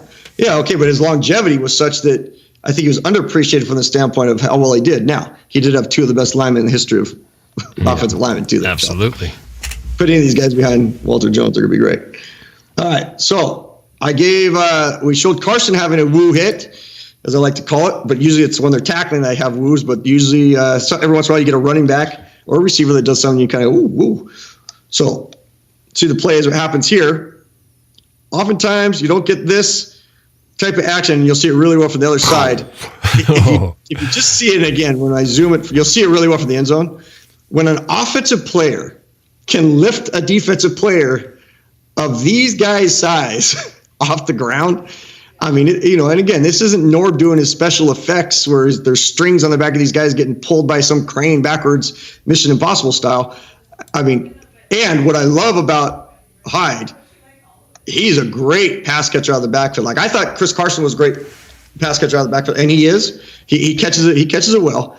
But Hyde circles up, creates good angles, goes back for the football, and then he does stuff after the catch like a running back would. But he is really, really good at catching the ball. But man, I didn't see him being as tough as that is right there. You can tell by the reaction. And you know me, Norb. I wasn't Tom Landry or pick the coach today. That's the most stoic coach. I'm not the guy on the sideline who's not saying anything. Like I always felt like at the high school at least, head coach has to lead the charge, right? They're gonna be as amped up as you are, as fired up as you are, or as idiotic as you are, which is why I tried to never be an idiot on the sidelines. But again, I had great mentors to teach me that. But same thing, like I love about this. This is why I like Pete Carroll. Okay, watch these guys on the sideline. Big hit. I mean, these guys. Now, you don't see that on the New England Patriots. And you didn't. Very subdued, very calm. But that's Belichick. He's winning everything else. Let's take the other 30 coaches. Just quick commercial just for a second, because I think this is important. As Russ has to be weaved into all this stuff a little bit. If Russ goes to another team where they don't have the freedom to express themselves, very tight ship, can't do their personal stuff, need to have a lot more meetings, can't do the things that you're doing, I think that's going to play into things too. So I hope when Russ sees some of these things that guys are like, hey, do this. And I will be, I know I've mentioned like 3 or 4 things I'm doing, but there's like, I'm having so much fun creating stuff right now. But one of the things that I will be talking to Norb about, because I haven't talked to him yet, is the Paul Allen legacy piece that has not come up anywhere. And I hope that people don't start doing it now after I've just said it. I think the legacy of Paul Allen, it has to come into play, because Paul Allen is where it really all started in terms of drafting guys, bringing in personality, letting guys. If he didn't want personality to be shown, he'd make sure it wasn't shown. So Pete Carroll gets a lot of the credit for being the player's coach. Paul Allen is the guy that you hear in interviews saying, I like that we have, the energy. I like that we do this. It's why he created the stadium. It's Save Our Seahawks. Watch some of the stuff Norb's created on that. So not to go too far on that. Yeah. But I've been watching some Paul Allen stuff lately, getting super emotional about it. Well, and a little teaser with my buddy Mark Collins. There is a little something when you mention Paul Allen as legacy. There's something that we're kind of playing with right now that could come up in the public eye here pretty soon. But you're right. We can't forget about that, and it's important to remember where we've been. Because I was gonna come over you and just squash you like a grape for a second. Squish like grape. That's also good. But to me, and I'll show more plays. But this is why players come to Seattle, right? They say they come for Coach Carroll. They definitely come for Russ, no doubt about it. But there's an attitude and mentality that goes along with winning over the last decade. That, again, if I get to go choose which boss I want to work for, and I say, hey, look, I want to have more input. I want to have this. I want to have that. And they say, well, okay, you can stay here and not have as much input. But remember, you got the 12s. Remember, Paul Allen helped do this. Remember, you got this legacy piece, and your sideline's going to be amped up and energized. Or you can go play for one of these other teams we'll name, where young coaches are trying to be stoic and telling guys squash this and squash that. I'm probably staying with the 70-plus-year-old guy who still knows how to have fun, lets me be me, and lets running backs do their thing than not. So I think, again, just stuff that at my old age, I think I look at this type of stuff and go, man. And I hope, I think the overarching theme on that is that the grass is not always greener on the other side. And in the midst of all this, while we don't know what's in the minds of Russell Wilson and his family and his team, hopefully they don't forget about everything that they've had pretty good over here to this point. And, it's just like on Twitter, I saw that he was just talking about the start of their new school that they just launched. He has a lot invested in the city of Seattle, from involvement with the Sounders, the school. I'm hoping that these are things that will still keep him anchored here, where he's not just going to let all that stuff go and still be a reason why to stay in Seattle, and that he hasn't shipped himself out mentally. But again, who knows? Nobody knows but Russell Wilson himself. So yeah, we'll see. And the fun part about this stuff is that I love the fact that you do let me take these little commercials when they come to my mind, because I think it's important to know a little bit. So I agree. Like, he's got a lot of stuff planted here. But you remember Rick Neuheisel? Yep. And people are like, where are you going with this one? When Rick Neuheisel was at UW, he ran these quarterback camps. Every kid wanted to do my quarterbacks wanted to do, everybody wanted to do these quarterback. And I remember the first year he did it, I had really, really good quarterback. Everything. In fact, he's the quarterback a guy who's just about to who said looks like he's going to retire this year, took over for him when he got hurt at Harvard, and he ended up playing in the NFL for 20 years over my guy. If you remember that quarterback, which I don't want to say by name. Anyway, my guy goes to this UW football camp, and it's Rick Neuheisel football camp. Well, his junior year, Neuheisel's there the whole time. But then all of a sudden, Neuheisel's name gets bigger. They'd gone to the Rose Bowl the year before and everything else. He goes there. Neuheisel's there the first 5 minutes. He says, I got to do some stuff. I'll be back, later in the week. Well, later in the week was the final 15 minutes at the end of the week-long deal. And my kid was so disappointed, so disheartened, because he really wanted to be able to work directly with Neuheisel. Well, how does that relate to Russ? So Russ does phenomenal stuff. Like, please keep doing what you're doing all around the world. So I'm not saying don't do that. Like, keep doing it. But here's some of the changes I've seen. His quarterback coach, Jake Heaps, who I really, really like him a lot. Like him so much that when he was first starting his road journey to be a quarterback guru in the area, and I think he's probably the best around, obviously because Russell Wilson hired him, the very first place and the first person he called to make a meeting happen was he called me to meet for lunch, because I knew his head coach around here for a long time, who was a legend. So Jake Heaps and I go to lunch, and next thing you know, I open up an area we called the Nest, where we had played, and it wasn't because of the Hawks Nest, it was because we were the final team I was with. Their nickname was the Eagles. So Jake Heaps is running his quarterback stuff there. Fast forward a handful of years, Jake Heaps becomes the quarterback, basically the main guy for him, right? Russell Wilson quarterback camps, all these things. My son gets excited to go to these things. I had a chance to work in them. The difference was, when Russ first was doing it, he was there all the time. Then my son gets go to the point where he gets to go play quarterback, go to it. Russ only shows up for a handful of minutes on the last part of it. Again, Russ has so many cool things going. My point is when he's doing the hospitals and he's doing that, and please know what I just said is about, it's great that he's doing these camps. It's great that he's putting his name behind it. I wish more athletes would do what Russell's doing. But it's one thing to build something and not be there in it. And it's another thing to every Tuesday go to Children's Hospital and be the guy who's doing it. So that's why I think a lot of stuff he's doing now is allowing him this opportunity. Like he could leave and still keep all the stuff going here that he wants to go, have happen here. Those are the things I just go back and forth. Like, yeah, of course he's going to stay. He's got the hospitals and the schools and the things he's doing. It's like, well, but is he really going to those anymore like he used to? Maybe not, because he's got so many other cool things. He's impacting people all around the world in a cool way. It's just, again, we all evolve, right? We all change. Yeah. But is he studying the way you need to study? Like when he first, you know why Paul Allen loved him the most? And he's brought this up many times, because he knew that Russell Wilson, this is after Russell had played a little bit, before the Super Bowl that we won, Russell Wilson that summer had watched every single Drew Brees pass of his career and broke them all down. Like that was what made Russell Wilson so great, right? It was that over the top, fundamental, watch the film, study, break down all that stuff. And well, everybody gets to a point where it's like, okay, I got to do something else. Like I don't want to watch film every day for the rest of my life. And he gets married and he's got kids. So something has to give. Something has to give for sure. Well, like this defensive back who had to give on this play. He had to give. So I don't know if you want to mention anything after that. I had to get that out. Yeah, I wanted to see the back view on it. We'll talk more about Russell later. There won't be a shortage of Russell Wilson discussion at any given time. I hope the Russ thing comes to an end. That's all I just want to cut either way. Yeah. Like again, I want him to stay forever, retire forever, but either way, I really want to go so that we can focus on the other dudes on this team and get going on this stuff. So here it is, the same thing from the end. Again, the fact that he's not only a great pass catcher, but then gets up the field and he could go out of bounds. But you see how he leaned in? Yeah. That's what I like to see. Okay. Again, most people see Carson as that solid guy. And like I said, Hyde he's probably going to save himself a little bit more. But when he needs it, when he wants to deliver the message, he lifts that guy and carries him a few extra yards. And you can see these guys getting amped. This is when you wish the Legion of Boom dudes were there, right? Earl Thomas might have tackled him when he got up. Yeah. Because you've been so excited. Yeah, no, that was a great play. All right, so this is a different play. Now, this to me is, I think, the obvious difference that most people will say, right? Carson is your run at it and then bounce it guy, to where Hyde is going to be your see things, make a move, accelerate guy.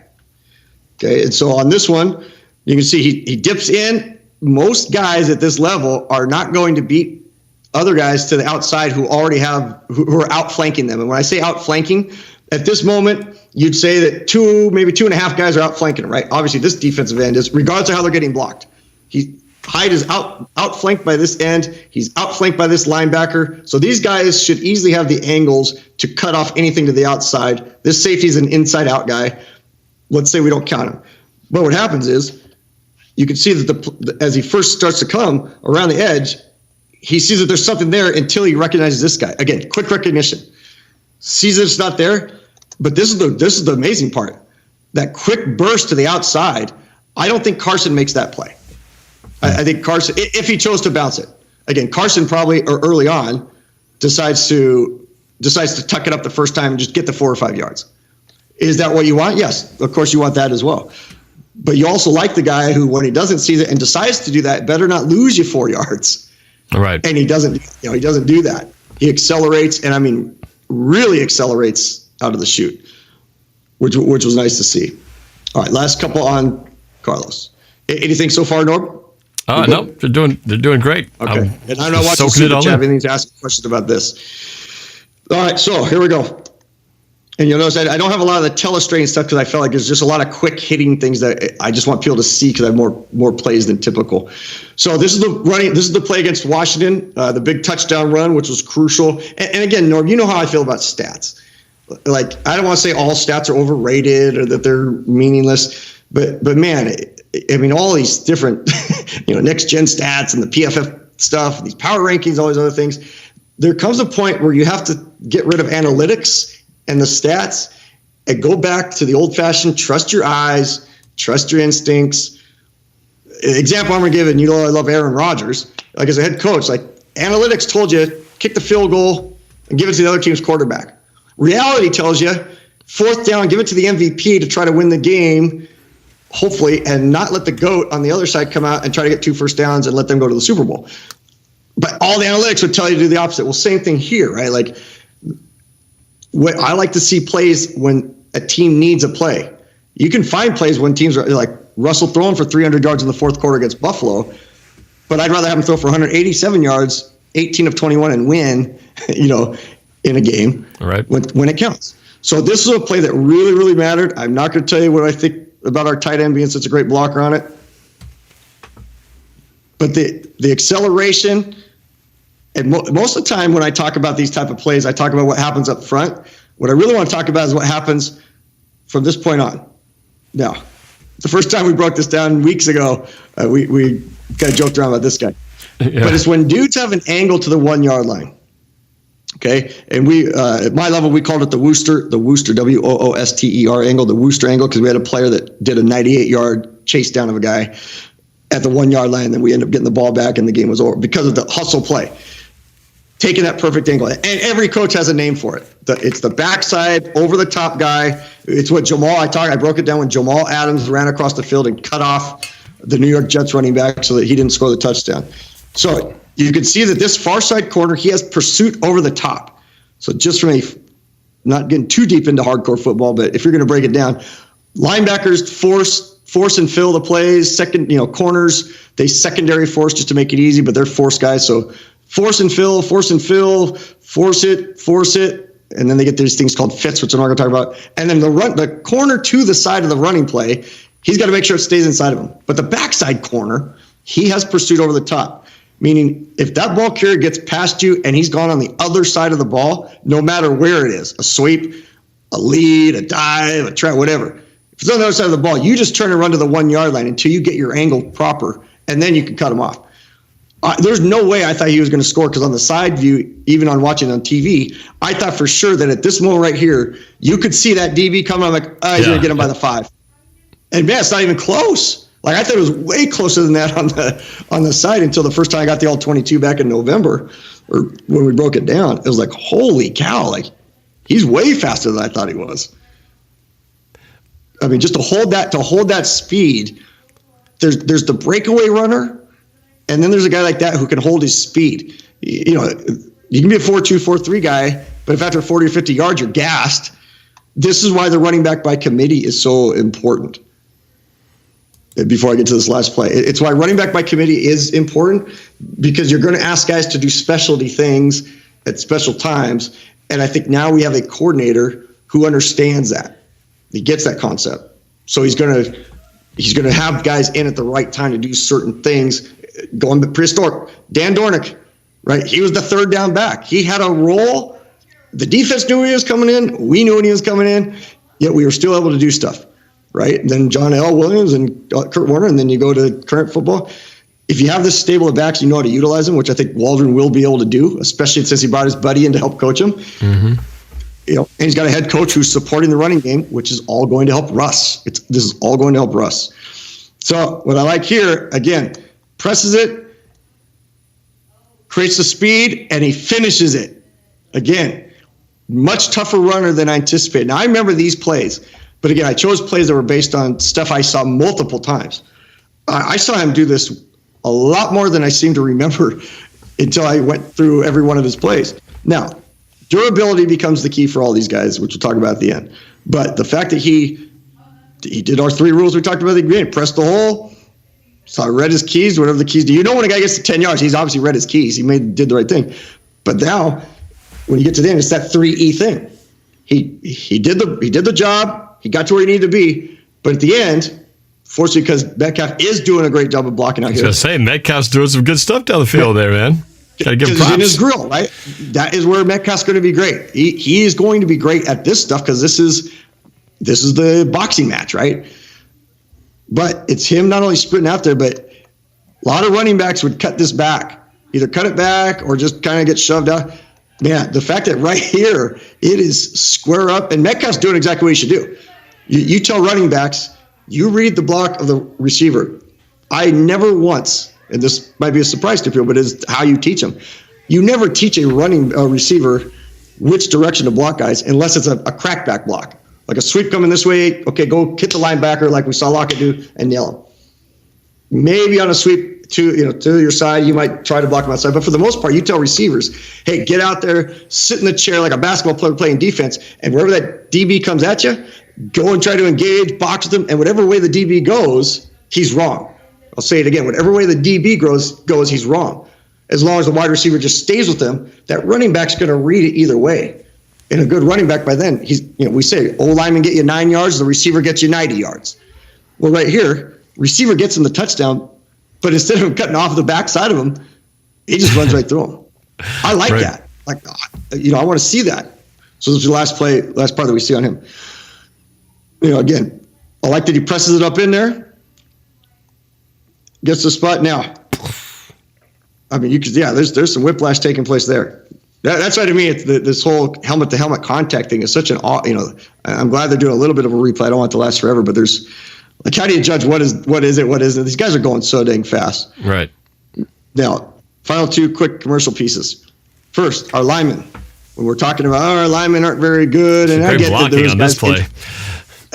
When we were really doing well, our linemen were doing great. Even when we had backups in there and other things, guys were moving. But when you start mixing the guys around and guys are getting hurt, and there's no offensive line, proven by the Kansas City Chiefs in the Super Bowl. But I mean, you look at this. I mean, geez Louise, guys are going down, getting double teamed, getting wedged, getting arched. Proud. I always say, best athlete is the proud-chested athlete. Meaning, you always want that proud chest when you're blocking and doing anything else. Like, it's great.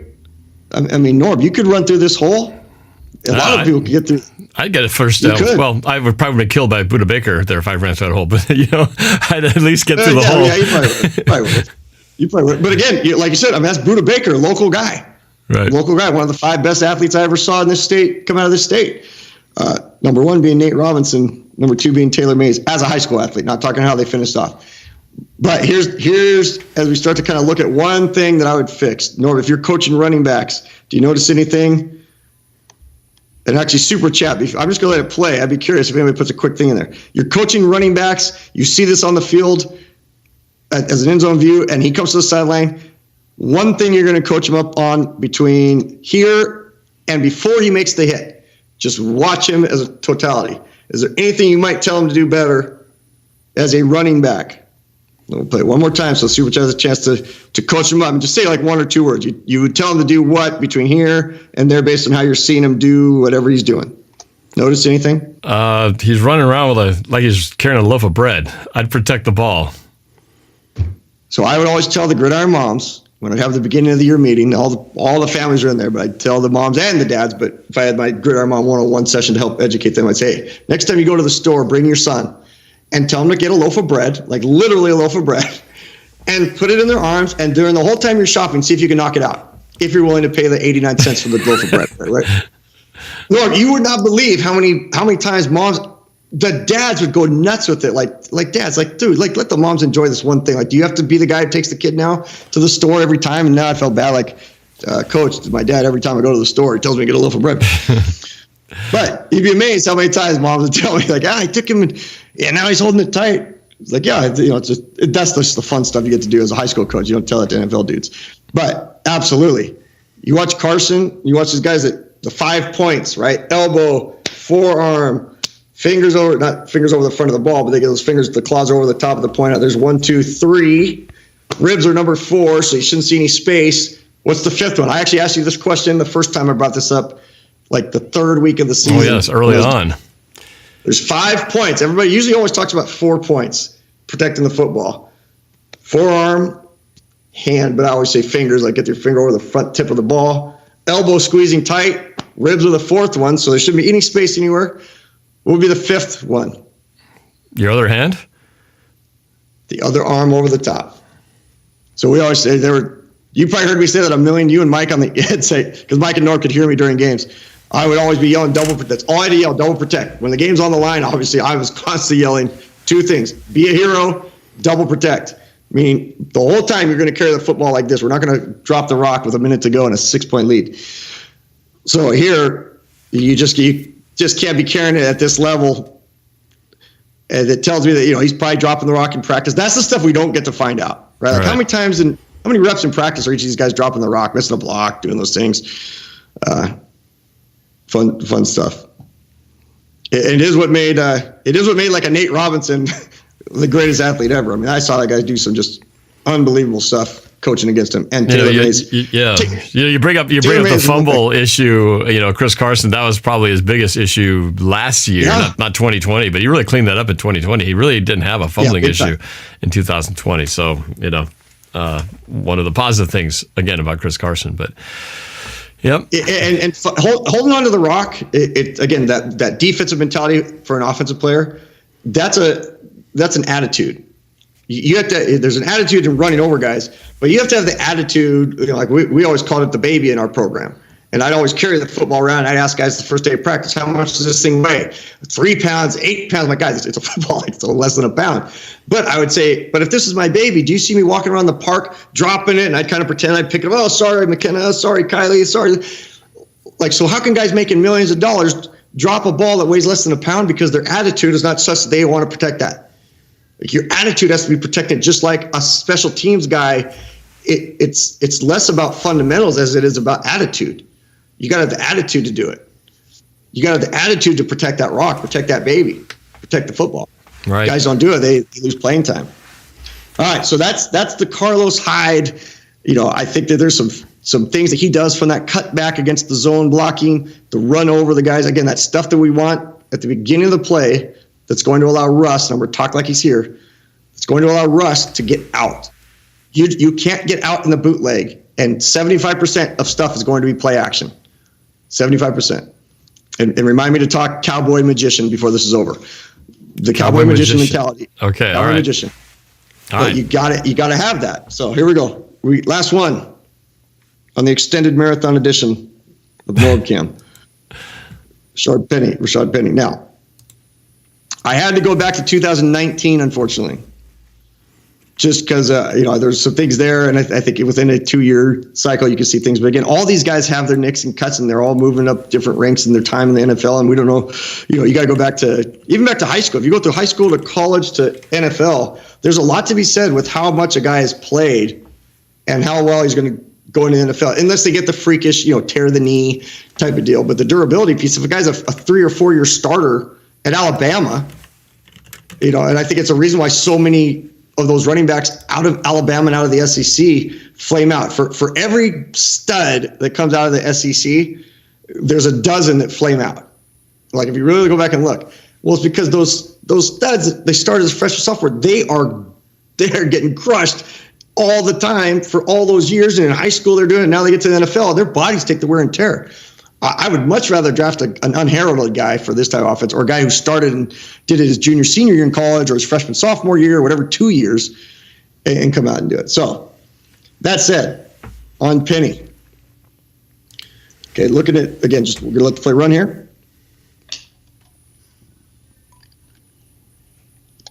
Oh, yes. Now, I would put him in the sleek back category. A little bit different than the other two from a standpoint of he's very kind of silky smooth, right? He's sleek. He can slither through there. Every running back, of course, knows how to cut. They all do. You have to know how to cut and cut back.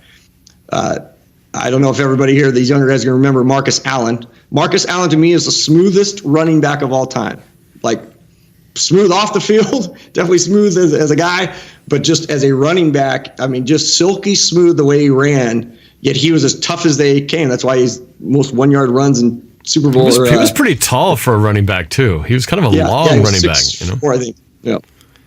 Yeah. As was Sherman. Sherman was a 6'4" running back, so when you watch him run, he's like, is he running fast? And then there's a great Howard Cosell does a great line about him, about how deceivingly fast he is. Long strides. I won't do Howard Cosell.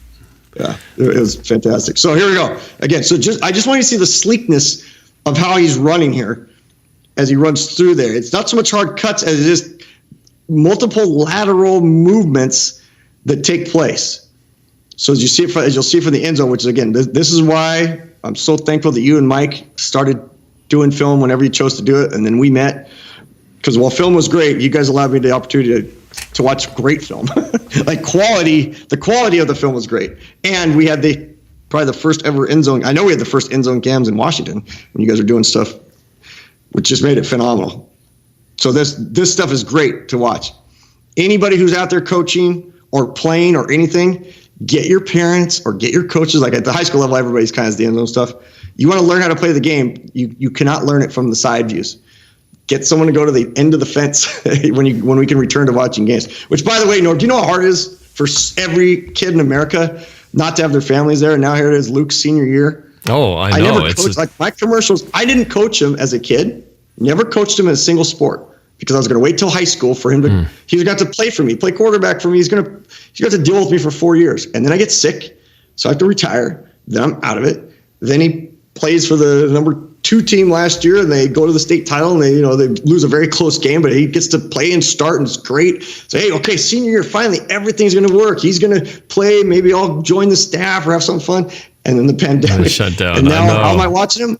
I'm watching him on stream. Thank goodness for streaming, but to not be in the presence of my own son playing, it's I know. I feel bad for the seniors, and Luke is one of them. The seniors of this year, because they missed out so many memories that you should have had. Yeah, totally. But I'm his biggest fan. I told my brother, I said, hey, I'm going to climb a tree. I couldn't handle last week, so I'm going to climb a tree and watch him if I have to. I can't not watch him. All right, here we go. So just watch the sleekness of how he runs through the line. And this is pretty much how, yes, does he cut back? Yes. Does he run over people? At times. But this is kind of what people think of, I think, when they see him, is it kind of not that 90-degree hardcore cut, but more that 30 to 45-degree left, right type of deal. Now, I'm only showing 2 plays of his for a reason. A, to save us time, because we're probably entering the 3rd hour of the show. But here, no, it was funny. I did pull out this play because anytime you see a lineman shift in the formation, he goes in motion. What are we talking about? Like, we don't run trick plays. We do run trick plays. Unfortunately, it's just shifting linemen around. Like, I still would wish we run some halfback passes and triple reverse throwbacks and all that stuff. Like, talk about utilizing Russ. Like, you got one of the best athletes in the world. Remember when who did the throwback to him? Doug Baldwin. The receiver that we're looking to bring. Was it Baldwin or was it?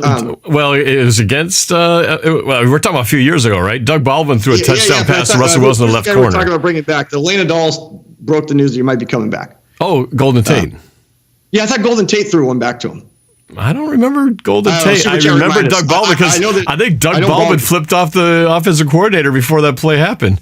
Another flip off in the history of Seahawks. Great moments. Yeah, we're really becoming known for that. We should do a compilation of all the times that players flipped off the Seahawks management. But anyway, that's a whole different story. But yeah, I know took plays. But there you go. Shift to the lineman. Yeah, when I do my lineman stuff with Squabble, we'll talk about shifting linemen. But just again, the shiftiness from the previous play to the quick acceleration. I mean, when you're talking about, like when Nick was asking about the group of backs that we have. The change of pace back that they talk about, you often hear that when announcers say, well, he's that change of pace back. Well, there's the change of pace back that is a running back who changes pace within the play itself. And then there's the change of pace backs, meaning one back is your, I'm gonna just crush you. Another back is kind of your little bit of this, little bit of that. I can crush you, but I can run around the edge, which was the last running back. So you saw the first 2 running backs who were just that. And then you got your guy that is just hey, we need a speed burner right now. They're getting tired on defense, or it's first, not 3rd and long, it's 2nd and 3. It's that short yards thing that we think, we need the power game. Oh, they got Penny in there. Yeah, well, they're still going to run a power game. And then, no, we could run a quick sprint or do somewhere on the outside. So that's what I like about what you see here. And I get the question all the time, like, why do these running backs always take the jab step? 85% of you know why. But for those who don't, and it's perfectly okay, it's all timing, right? So they're not faking anybody out. This little jab step is not making the linebackers go hard. It's allowing it's setting things up. It's why Russell in this offense, if he is disciplined enough to learn what Waldron will teach him in terms of the steps, he will be a passer like we haven't seen. He will get into that upper echelon, but he has to learn how to do the timing of the steps. No one was ever better at it than Montana, who never took a hippity hop in his drawback. But you can see there how he takes that little jab step, but once he's going, And what's interesting about him, as we start to break things down. So now I'm going to just do a quick reversal of things on leg drive. I'm not going to show the other two. The other two are the high knee driver. Marshawn, phenomenal leg driver. The greatest of them all. Norb, I got. Now that there's a new Dick's restaurant that's going to, those around the country are like, what did you just say? Dick's restaurant is the best burger joint in America, I think. I love Dick's restaurant. But it's only out here. Dick's Burgers. There's a new one that's opening up. There is? 5 minutes from where I live. Oh gosh, and I used to go there all the time. Like, I mean, up there in Redmond? They're going to put a Dick's in Redmond? Well, they're going to put one up in the Kirkland area, which is just right. Okay. I'm probably letting people know too much where I live here. So I meant Redmond, Oregon. Oregonians are all football fans too. But for a Dick's burger or special fries and a chocolate shake or vanilla shake, whatever you like, who's the best high leg, high knee runner of all time? I'll give you a hint. He played for the 49ers back in the 80s. Shoot. I know this, and I can't remember the name right now. Well, Elena Dahl, though. I know. She just said in the Super Chat. Right. Golden Tate through to Sidney Rice. Yeah. You're right. Roger Craig. Yes, right. So Roger Craig. I knew there was a C in the name. The reason why you want high knee drive is for the guy who's coming up. Nobody really teaches you to square up anymore. I mean, that went by the wayside like 7 or 8 years ago when the Seahawks watched rugby players and they brought in the rugby tackle with these rugby guys. But you still want that high leg drive. One, because if a guy's coming up to tackle you and he's getting down low, those knees are going to go into his stomach or his chest. Again, not to try to hurt him, although some guys might try to, but it's just creating that power drive. But it also creates a cycle, the number 4, they call it the 4 cycle. The number 4 cycle. It has nothing to do with Coach for Life. Meaning, the higher your knee goes, the more drive you have when the foot hits the ground, as long as your heel comes back up into your rear. And I mean, that's what every track coach at the highest level, the Olympic level, will teach. It's not like I just told you some brain scientist thing. So if you watch the other two guys, they have the high knee lift with the heels that come up to the rear and they don't hang. I mean, their legs don't hang back. His legs don't hang back as far as some guys. Like you see people run and their knees come up and their legs are back, knees come up, legs go back. It takes too long. You want the figure 4 guy. The knee that comes up, it hits the ground, and the higher your knee comes up, the harder you're going to push the ground away, and then your heels come back up. The only way you fix that, for those that are curious, is with your shoulders and your arms, not at your elbows. I see these dudes that hammer when they're doing these drills. It drives me batty. And you get these guru guys like, oh, you got to do this, you got to whip your arms. Well, yeah, you got to pump your arms. But your legs will always synchronize with your arms. That's what makes the greatest running backs awesome, is they know how to move, angle their arms, and wherever their arm goes, their opposite leg goes, and off they go. His leg drive is not the highest. His knee drive is not the highest. Is he quick? Yeah. But that can come into play when guys need to make the hard cutback. You watch Marshawn's best runs, and I'm going to come back to you. Oh, that first run you showed, he had his knee way up high right before he made that cut that sent him to the end zone. That's exactly what I was going to set up. Well, while you're doing that, Lena Dahl mentioned Golden Tate throws a touchdown to Sidney Rice in a game against the Jets in 2012. And then we got, after talking about the Dick's thing, there's all kinds of deluxe, Lena Dahl, special fries, vanilla shake, tartar sauce. That's from Iwi2K. And then Nick Laveau says, this is crazy. At the same second you said Dick's is the best, I got a Twitter notification from Bob Condota responding to a threat saying, Dick's is the best. Crazy timing. I think thread, not threat. Two specials and a fry and a Dick's Coke. is the best. 2 special fries and a Coke, man. In fact, I'm pretty sure that's why my wife married me, because I would drop stuff off at her house when we were just dating, and it wasn't flowers and it wasn't chocolate. It was a bag of Dick's fries. Oh man! And she loved them, right? So we always joke around like that's our, So we were. See, you're getting yours now, but we got our Dick's Drive-In down in our area in Federal Way just about. What was it? I don't know, 2 to 3 years ago? You always have to say drive-in afterwards. You can't be somewhere else. You don't want to misinterpret it. We got our insert. They say if you're like, what is going on? Right. Banned from YouTube. Yeah, exactly. But yeah, we got ours, I want to say like 2-3 years ago. Maybe it was longer than that. But man, so we don't go there a lot, but whenever we do, and if we're in that area, we always try to hop over because everybody in our family, we love it. And I'm definitely a deluxe fries, the chocolate shake guy. I mean, that's kind of my thing. The kids all have their own preferences. I should have stock in the place. In fact, I worked for a foundation after I got coaching that was about healthy eating. Like I would go teach classes to kids. Dix is all about healthy eating. In fact, Chef Jack Attack, I was doing it in New York. I would do it in Seattle, and then I flew to New York every couple months to go teach in Harlem and Queens and all those stuff, which I have a very funny story I'll share another time about my only cage basketball game, because I'd always dreamed of doing that as a bucket list item. But I'm teaching these kids healthy eating habits here in Seattle, and then on my way back to the office, I would stop at Dick's to get a burger and a fry. I felt so guilty, but how you can't, like my steering wheel would just... Well, I tell you, and Alina's mentioning, she says, what does she say? She says, I said Federal Way. She says it's Kent. It feels like Federal Way to me. That's why I say Federal Way. But I guess technically it's a Kent location, but it feels like Federal Way. Rent and Kent Federal Way all kind of roll into one now. Alina says Broadway is the best, Dix. That's the one down there at the base of Capitol, Queen Anne Hill, close to the stadium, right down by the stadium. But that's my favorite, though, my favorite is the one on Capitol Hill. My favorite is the one 45th, man, because during my college days, we were only a few blocks from there, and there's nothing better than if you go out, whatever you're doing all night, whether it was clubbing or doing something, you always knew that Dick's would be open about 2:00 in the morning. You roll in there, you got the late night or early morning hungers. It's like, it's either two things. You either let's go to Denny's or let's go to Dick's, and you can never go wrong with Dick's. So there was just something about that. It's just so fun. You go to Dick's drive-in anytime after 11 p.m. and I always told young people, if I knew they were going to go into sociology or something like that, I'd say go bring your pad of paper or take your laptop and just watch all the people that go to that place after 11. It's an experience if you go there, right? But it was a ton of fun. And in Broadway, I don't even know how we even got on this topic, but what famous singer brought up Dick's? Not currently. There's someone who actually did a video on top of the I know this top one. of the drive and everything else. But from years ago, said Dick's is the place. Do you remember what rapper? There's been two famous rappers who've sung about that restaurant. Well, he was recently interviewed on one of these NFL networks, I think, talking about Seahawks stuff. But Macklemore did a video on top of. Macklemore did a video, but who sung about specifically the Broadway Dick's? One of the famous all-time. It's got to be the Baby Got Back before he was famous, right? Sir Mix-a-Lot. Yep. Yeah. Seattle guys, because if you're Seattle guys, that's the only time you would actually be talking about those things. But yeah. All right, so let me show you leg kicks. Leg kicks. Oh yeah, leg kicks, and you really see it if you. And I don't have.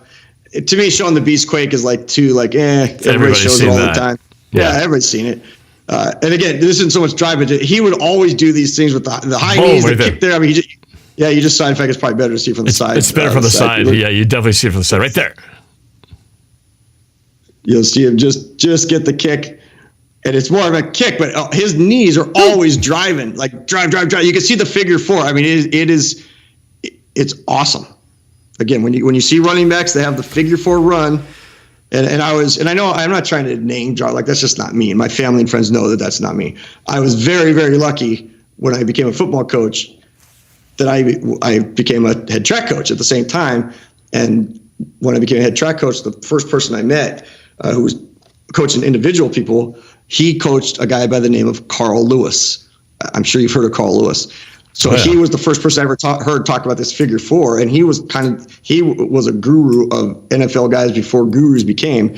And so I'd watch him teach these guys, and the difference was he would tell, if he was talking to clinics, he'd say, there's all these gurus that are coming out. He's like, they can make a 5'2" 40 guy into a 4'9" 40 guy. He's like, but I make a 4'3" 40 guy into a 4'2" 40 guy.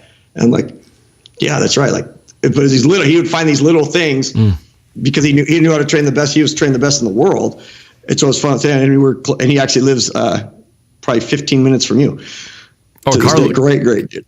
Carl Lewis? Not Carl Lewis, but the guy who coached Carl Lewis, Okay. One of his coaches. It's funny that you mentioned Carl Lewis. There's so many great things that he did. The Olympics obviously stand out as one. And I know what you're thinking. I should send you $2 right now because that's the trend. Like send Norb money when you have an answer to a question that he already knows. Like I don't get how this works. You got to teach me. But yeah, when you mentioned Carl Lewis, in the bank. Carl Lewis, I'm pretty sure. Why don't you sing it the way he sang it? You know, I don't remember how he sung it. Well, all I remember is when he did the national anthem at a basketball game. Oh, that's funny. He couldn't hit the high. He tried to get to the high note, and he realized he started too high. And I just remember he stops and goes, uh-oh. Yes, he literally says, uh-oh. And you see everybody rolling. It was and New then he Jersey. tries to adjust, and then it's just terrible. It's so funny that you remember that. I'm glad you remember that. I'll get through this. I'll make it. He's like, hold on. But we've all done it, Norb, right? Where we're I'll come back. You get the high knee thing. Other than I'll just. Yeah, he gets the high. Marshall gets the high knee, but Carl Lewis did get the high note. Watch Lewis at running backs, and Carl Lewis is awesome at the high knees too. But his back. When his leg comes off the ground, it's a little track exercise for running backs and receivers or anybody out there who's doing a sport. You don't want your leg coming back higher than your hamstring when it takes off in the back. And most people, when they run, they can get the knee up, but then when they push the ground away, their leg goes back. It's this big, huge oval cycle. Look at Lynch. Like, this dude, track star.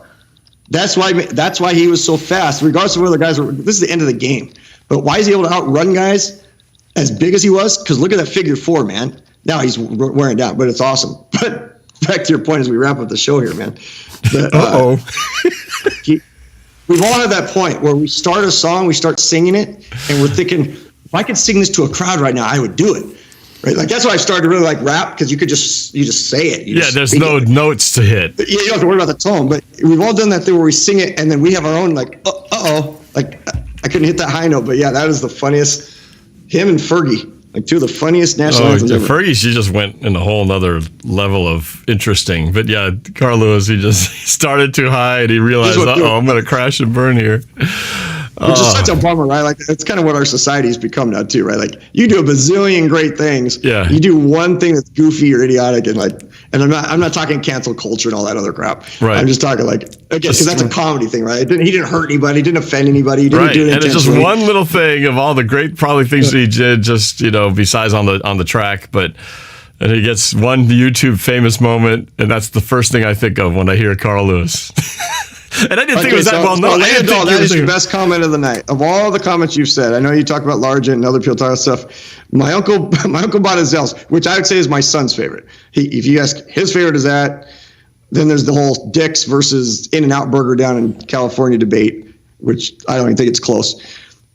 My uncle bought a Zell's and brought it to. Actually, Norb, I'm sorry. These are your super chats. Like, it's fine. It's fine. You guys have a certain bond funny, because I never get to read this. First time I've ever been able to read this. I read it. That's why I want you to read it. I think it's cool to have someone else read it. So go for it. We're down when we drop down to like 5 total people watching. So we're getting there. My uncle bought a Zell's and brought it to the hospital when we were visiting my grandpa who had a heart attack. Now that's obviously not funny. I'm not laughing at that. But your last line, a nurse is giving a healthy talk. That's the beauty of it, the irony. Like, you got to live healthy. Great, okay, I will. Or where's my Azels? Bring me my Azels. Oh, that's another fried chicken. Things, I share about the Dicks. Go ahead. What were you saying? Yeah, no, just another Seattle fixture. And actually, we're lucky. We have actually an Azels branch store right near our house, like 5 minutes from our house. In fact, my youngest daughter Vanessa is always saying we need to get some Azels fried chicken. Who calls a food chain a branch store? I didn't know what to call it. What do you call it? 18 months ago, I would have said that until I tried to be the hippest grandpa around. That's why I have to watch these young rappers, young actors, all that like to figure out. I don't know the hip way to say. Domingo. Yeah. A branch store. Is there a branch store McDonald's near you too? What the heck kind of term is that? There's these sales in the neighborhood, man. Anyway, yeah. So my daughter's been like, every time we drive by now, she's like, we need to get some Azels. I said, all right, if you do well in the tournament this weekend, we'll go get some Azels. So some Azels might be on the menu. We haven't had it in a long time. Sometimes it's right in your neighborhood. You just don't go there because it's not a place that you go all the time. But then you realize, man, it's right here. We should go. But we're trying to cut down. And again, the healthy eating thing, we're trying to teach our girls who are trying to be, athletes here that, you don't want to have fried chicken, every weekend and every other day. Hold on. Now, I got to tell you. Like, I don't consider myself to be the greatest athlete in the world back in my day, but I was decent, right? I was decent enough to go to move on to another level, and so are most guys. This whole thing, this is just daddy advice. Like, you're a great dad, and I know you're a great dad. You're awesome stuff. But let your kids eat, man. Like let it. Like, you probably don't. I know you're gonna edit this out when you have when you force your kids to watch this show. This section is gonna be gone. but let them have the junk food, man. They're going to play, and they're going to fun. They're going to play better. You know what? You need to talk to my game, and then pull the bag out and show them. Be like, see all this grease that's seeping through the bag, not through the fry bag, but through the bag itself. This is like, I have the power, whatever that show was. When they got Dick's Fries. That's what got me through some of my games. Like some of my best games I ever played was because I had the worst food before those games. Mr. Skittles guy. Right? Mr. I know. Skittles, has candy on the sidelines, right? His power pellets. And I love your wife. Your wife is awesome and everything else. But I used to crack up these parents that would come in like, well, what type of diet should I have my kid on? I'm like the one that you don't watch? Like, don't watch your diet. I was going to say, because I said, first of all, you should be talking to my wife because she's the one who's always, like, Norb, you got my back on this one, right? We got to make sure the kids healthy eating, all this stuff. But of course, we're the ones with the secret candy stash over here, and I'm caught red-handed. Like, my daughter went inside the pantry looking for some snacks. She saw this blue container way up high. She's like, what's that up there? She reaches up high where I thought I had it out of view, pulls it down. It's this family pack of Oreos that I'd been snacking on. So she's like, awesome. Hey, what have these been doing in here? I was like, oops. I don't know. Talk to your mother about that. As you know, man, like I said, I love the recruiting process. Now, I've never said this number to anybody ever. So and again, this is just my own thing.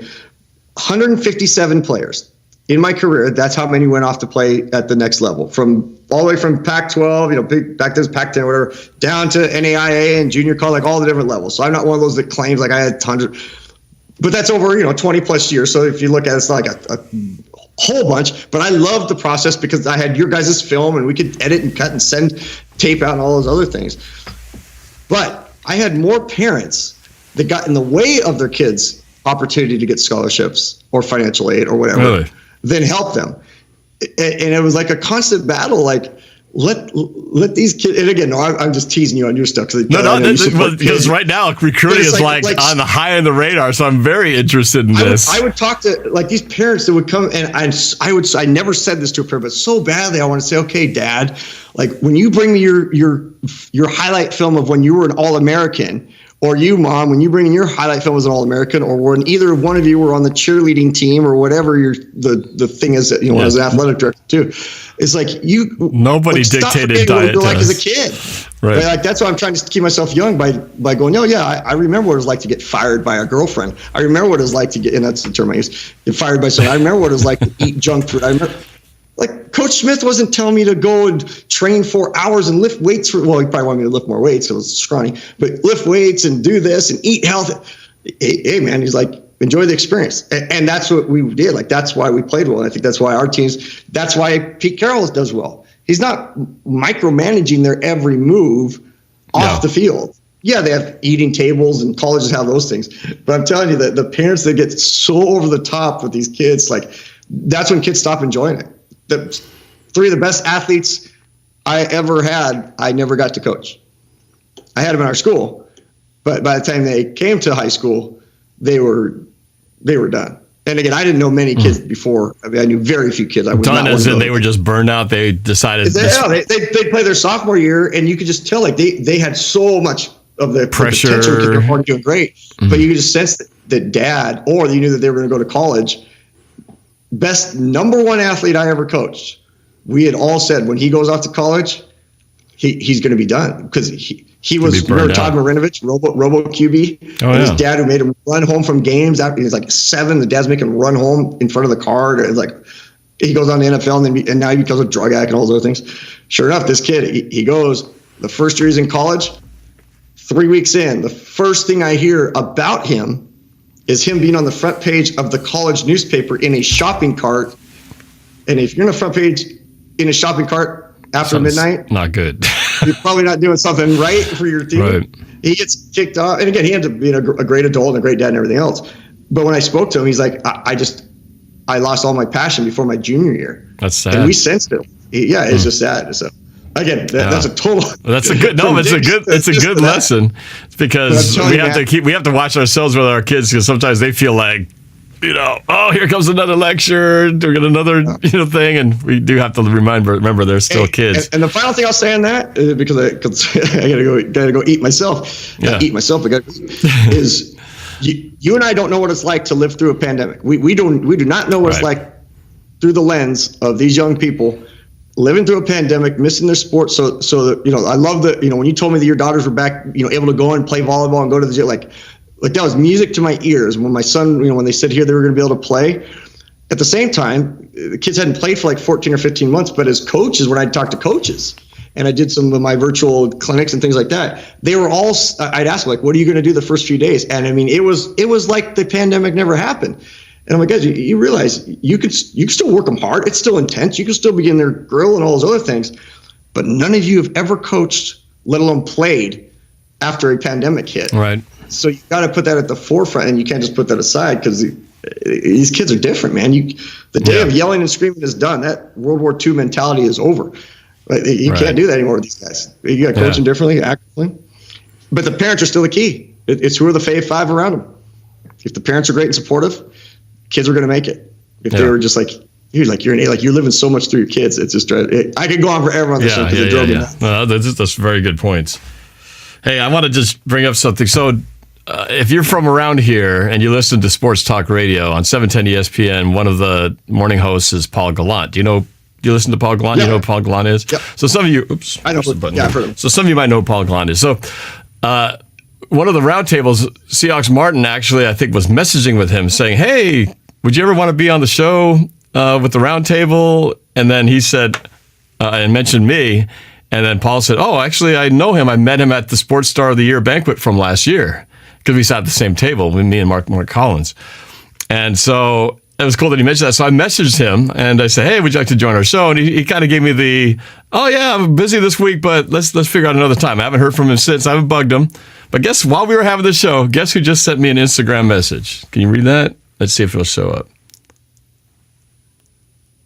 I can kind of read it. They might be able to see it there. It's Paul Gallant. He says, oh, yeah, Lord Cross told me to follow up with you. Oh, I'm about to read it. Follow up with you. Sorry, I haven't. Let me know about a future time. So it's just funny, during the middle of our show, you got a text from Sherman Smith, and I got a message from Paul Gallant saying, I got to follow up with you. I forgot to read that. Like, hey, here's. You got two things. You got two things you got to finish. You got to do the Cowboys magic thing or whatever, and then you got to read the final thing of what Sherman said. So I'm glad we didn't forget that. He just said, I look forward to having a chance to talk to you about all those, because I had to ask about more than just these running backs. I was talking about other stuff. Just talking about all those players, but you can quote me on this. I love Chris Carson. Well. Great minds think alike. And you know what? He had said that from early on when he was first coming out. Like, he really, really liked his work ethic, all those kind of things. Like, there's just those intangibles that, again, you don't get to see and hear about. And again, I'm not saying that I know anything more, and I'm not saying he knows anything more, but I mean, that's the guy part of the guy who drafted him. And again, he wasn't around for Penny and some of those others, but I mean, his son is the running back coach for the Kansas City Chiefs. Well, no longer. His son became the assistant head coach or associate head coach at Illinois. But nice. Very, very cool. Or Indiana. So it's very, very cool to have that. And then you get the fun connection. The cowboy and magician thing. Yes. So every quarterback I ever had, and you may have heard this at times, I always called them the cowboy. So I would rarely call them by name. Most kids got nicknames from me all the time. I'm a nickname guy. But the quarterback, I always called the cowboy because I needed them, not the Dallas Cowboys, the Clint Eastwood cowboy. I needed them to be the calmest cat in town when it came to game night, especially the final 2 minutes of the half. Most importantly, the final minute of game. Quarterback and myself had to be the most relaxed. So when I'm in a state semi or state quarterfinal game doing a fake spike and then throwing it to a guy while the clock's running who's got a cast on, I know the quarterback is calm and can make that work. I know I'm calm and trust my guys to make that work. And I know that there's 3,000 to 4,000 people behind me that are calling for my name when they see me get in the triple I formation with two receivers and thinking, why isn't he no timeout? Why is he running? And we go, those type of things. Cowboy. So quarterbacks are great at being cowboys. When they turn their back to the line of scrimmage, they have to become magicians, meaning on this type of an offense, especially this type of an offense that I ran 80% of my career, you have to be a magician back there in terms of your play fakes. The running game has to, running backs have to do their thing, but the old Boomer Esiason and Peyton Manning had like 15 different ways to do a bootleg. The way he would Once you turn your back, those linebackers can't really see through. Something it used to be you wouldn't stick the ball out. Boomer Esiason was really the first guy to stick the ball out and pull it back because coaches were worried about it, getting hit and getting knocked out. Most of the time, you'd hide the ball in your gut and you'd stick your hand in the far hip pocket of the running back and you'd look at his back. So there's going to be little things that all break down the road. But if you're starting to watch bootleg stuff, watch the quarterbacks who are cowboys when they come. And I think Russell's a great cowboy, right? Like he can get up there. But where it's going to help him is the pace of the game for West Coast is like the Rams did all the time, where they spread up the line of scrimmage, snap it like that, right? So you're in charge of tempo, you're in charge of those things. But when you get the play in quick, you get to the line of scrimmage, and you have 18 seconds left, you can saunter like a cowboy. You can see what's going on, and then you become the magician after the snap. Play action, did I give him the ball, did I not give him the ball? How well Russ becomes an expert at that is really going to placate how well he does. Does he go to the far hip pocket before he pulls it out? And meaning if he goes to the near hip pocket, the tip of the ball would hit the hip of the running back, and now you potentially lose it. Or can he put it all the way across where it looks like to the linebacker, that ball is going in, pull it out, look at the back of the running back, which quarterbacks always do when they hand the ball off. So does he do that when he's not handing the ball off? So it all looks the same and fluid, and now he comes around on the run, and we've cut the field in half, a la Mahomes, who does that all the time and does it exceptionally well. So those little nuances that I loved when a quarterback, especially at my level, but let alone college and the pros, that quarterback that can be the cowboy magician. And I think we got the best guy. It's why I'm so excited. Like this whole Russ crap is just driving me nuts. Because if I was his buddy, I'd be like, dude, you got to give it a year, man. Like this is the first time you've ever got into an offense it's all, you think it's running. It's tailor-made for the guy that can throw the ball and that can do what you do, move and all this. So that's the cowboy magician concept that you won't hear, but maybe 10 other guys around say it because it's definitely an older style of verbiage. Prehistoric hawk type lingo, maybe? Yeah, I don't know if it's that old, but it's definitely, yeah, it is. But if anybody questions whether or not I'm a fan, did I tell you this story, Norb? Well, I didn't hear the context when you presented on the show because I saw the end right before you brought it in, so I didn't hear the lead-in about how it ended up. I think something involves your brother, but you can retell it here. Yeah, this has been the last thing, man. I'm getting white. We'll make this work. Overtime. This is NorbCam, Coach's Corner overtime. Fifth quarter. You recall, I had the Seahawks behind me for quite a long time. I had that light-up Seahawks. That's from your brother, John. Yes, yeah, my brother John, who was in some highlight videos, and he's supportive of us and you and everything. And I think I'm a big time fan. You are definitely a big time fan. My brother is that, like, I think if there's a consummate 12, it's the person who, when the Seahawks lose on Sunday, if he wasn't the boss where he works, he would call in sick on Monday. Like he takes it and carries it, for a while. So he gives me that Seahawks thing, but he didn't realize for years that it glowed. So my dad was the one who says, like, that glow. So he fixes the wire. Now it's glowing. Now I got it on your show. But my brother's at during the home games, he would go to home games. This year he would be doing stuff on Sundays. He couldn't go to the games, but he wasn't watching you and your dad like I do. So he didn't see this. So like last week, I have this brought to me. My mom, my mom, great. She's phenomenal. She loves sports. So she brings this over, and she knows that you have it. She's like, hey, brother gave this to you, and I'm like, oh, that is so sweet that he's got me another thing. I don't see that this is in the bag. So when she pulls it out, and she's kind of chuckling, I'm like, this is too perfect that I now have the exact thing that Norb has all the time, but my brothers presented it to me like, give Bill this, and I hate saying third person, give Bill this special thing that's going to enhance his show because we'll have this neat like special effect right here, not knowing that every Sunday you got this thing sitting like right about there, right. And you pull it out, your dad's got the little mini Kuromo guy, mini NorbCam guy. So now I should have brought out, which is hidden behind my green screen. I'll bring that out on occasion too. Okay, that's funny. Well, and it's not like I got some quarter market. I mean, every season ticket holder got no. These are hard to come by. Oh, well, yeah, you saw the end. And it is hard to come by because not everybody is a season ticket holder. I mean, there's only a select number of people in the world, of all the Seahawks fans in the world, the few who get to be in that category. These are not easy to get. let You alone can't buy them at the next door. holders- You can't buy it at your local pro shop. Yeah. I don't think you can. let alone who've been season ticket holders or had them in the family since 1976. Yeah. Which, by the way, in my first, I obviously wasn't going in 76, but we had them in the family, and then they'd gone here and there. We moved seats and stadiums. We sat, and we were for the first few years when I'd go to games as a little kid, the highest row in the kingdom. So you had the end zone, which had the screen, but the 50-yard line, like, it was awesome because it was my real dad, who I don't connect with very much and have for a while, but he would always, as a young person, he would tell people, and it's funny because I wanted him to tell the other half of the story, because he said, well, we have 50-yard line seats at the Seahawks. And I was like, okay, he's telling the truth, so I can't say anything, but we're not telling people that it's the top row of the kingdom. Like we're literally in the cirrostratus cloud section. A guy next to us is the airplane champion for Washington, and he throws a paper airplane when we're facing the San Diego Chargers in pregame. This paper airplane flies. The only memory I have of the kingdom, the Kansas City Chiefs game that we won 51-48 in overtime. 4 interceptions, 4 pick sixes, right? Yes, yeah. And the day that Dan Fouts was hit by a paper airplane that was thrown by the guy sitting next to me in the 87th row at the Kingdom awesome. Is that on camera somewhere? Have you ever looked it up to see if you could find that game on YouTube or something? Well, it's a pregame. It was during pregame. It's not pregame. during the game. Oh, okay. Yeah, so they they're all wouldn't out have there. it on He would camera. throw a bunch of them, and then then eventually someone would climb. The stairs would straight up. So it was almost like he wanted the worker down there to come up. As soon as you'd see him come up 10 rows, they'd be like, "Oh, we don't know the paper airplane guy. Like, it come from down there." Like, I'm 7 or 8 years old, going, "I don't know." That's awesome.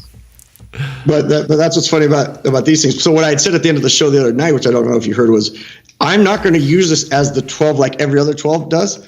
I'm gonna somehow get this so that I can power flow it out to the sky, so that when I need you last minute for a video or something, or if you need me last minute for a video, you just flash this into the sky like Batman, like the Batman logo. Oh, the bat signal.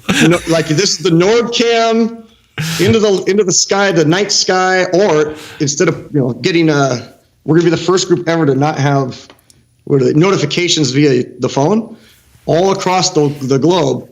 They're just gonna see this in the air, and they're like, "Oh, NorbCam's dropping a video." Yeah, old school style, man. I love that. That's great. So there's a couple too many Discords. There's a couple super chats I did miss. So I gotta catch up to it. So Lena Dahl sent one earlier. She says, "Coach, another idea for your granddaughter. Instead of Steve, Stephanie." Oh, so I don't. Does this mean Stephanie Largent? Stephanie Largent. All right, I'm not sure the combination there, but I mean, you obviously can't name your granddaughter Steve, not like you're the one naming her, but so that there's a connection there. And then Anthony D with a super chat say, "Hey bud, how's it going? When are you doing another filmmaking Zoom call? I'm overdue to do one, so yes, got to do one of those soon. Plus, I saw your vid of you surprising Seahawks Martin on his birthday. Can you come to Yakima and surprise me and Quentin this year?" Well, you're doing road trips now. Yeah, road trip. Special home deliveries. Well, it was easy to surprise Seahawks Martin because they did it like 10, 15 minutes from my house, so it wasn't as far of a trip. But if I went to Yakima and on your birthday because you asked me, then it wouldn't be a surprise because you asked me to come out and do it, so it wouldn't be a surprise anymore. But tell you what, I will figure out some kind of surprise. I don't know. Hopping over to Yakima is not exactly a quick trip. Yeah, because if you be careful, you set that precedent, and I know where it's going to go next. I know. Hey, Bill, I can't go to Spokane this weekend for that birthday thing I promised. Do you think you could go over there? You'll be over on the east side pretty soon, right? Just stop on by. Yakima's just a slight little detour. So I'm the thing of the night, and then I am gonna go because I know there's people I know when I get onto YouTube, and then I'll see like two dudes that are just randomly talking, and I'm like, why do people watch these two guys? And then 30 minutes later, I'm like, why am I still watching these two guys? People come on now like, what's up with these clowns? No, we haven't talked about football in like how long? Okay, there's a comment here that I think is actually pretty solid, and it's more kind of a serious nature. It's by, and I'm not going to say the whole thing. It's by can't think of a good username, which is always great. Like, can't think of a good username. Basically saying, you don't donate to you, Norb, because you expect them to mention you. Now, what I love about you, Norb, is that you do your very best. You're the only person I've seen who does this, and I'm sure there's others, but I see you more than most people. Like, you literally try to give something back to the fans, for lack of a better phrase, right? Like, you give them an experience, you call their names, you do the videos, blah, blah, blah. So I agree, but I think I love what his point is from a standpoint of, of course we know Lena Dahl and these people that are doing it common sense, but number one, I hope that people are giving or they do stuff because they support you. Because I can tell you guys this, Norb gives way more than he will ever make through these donations. I know these donations help him tremendously to enhance these shows. But I can tell you that the time he puts in to get things ready and the time he donates to, donating time, I don't know if that's the right word, but like in some charity case, but you donate a boatload of time to me. Every time I've ever needed you to help me with something video wise, you find time, and it's not 20 minutes. It's like 2 hours, 3 hours, however long, on Saturday, Sunday, late at night, early in the morning. So it's not just me, you're doing it for other people. So if you love what Norb does, and you love that he's associated with, Special Olympics, or he helps with, doing special videos for people or what have you. Yes, I'll keep giving the money through the super chat because it's awesome. Like, to me, it's very cool. And of course, it's a way to have him say your question and those things. Like, I love that part of it. Yeah. But the bigger picture is, let's do what we can to really support him with, all the how you donate money and everything else, or joining his other things, or buying his merch or what have you. Because trust me, when they talk about sky's the limit, sky is not the limit for NorbCam. I'll repeat that. Sky is not the limit for NorbCam. This guy will take it to a level like you haven't seen once he stops telling his daughters how to eat their food and polices them like a micro helicopter dad. No, I'm kidding you.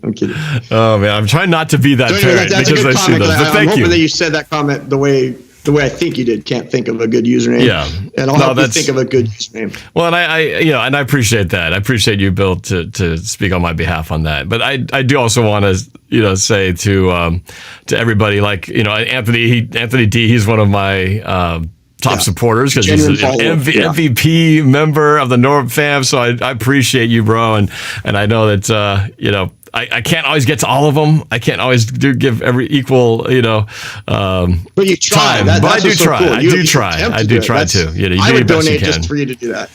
So I appreciate that, you guys. So with that, I know you got to go, Coach. So anything you want to let people know about before we wrap up? Did my granddaughter arrive? Is it 7:47 in the morning? Or I know. Yeah, the way the show's going, they'll be like, you might want to wrap up the show because your granddaughter's head's about halfway sticking out. You should get down to the hospital. Yeah.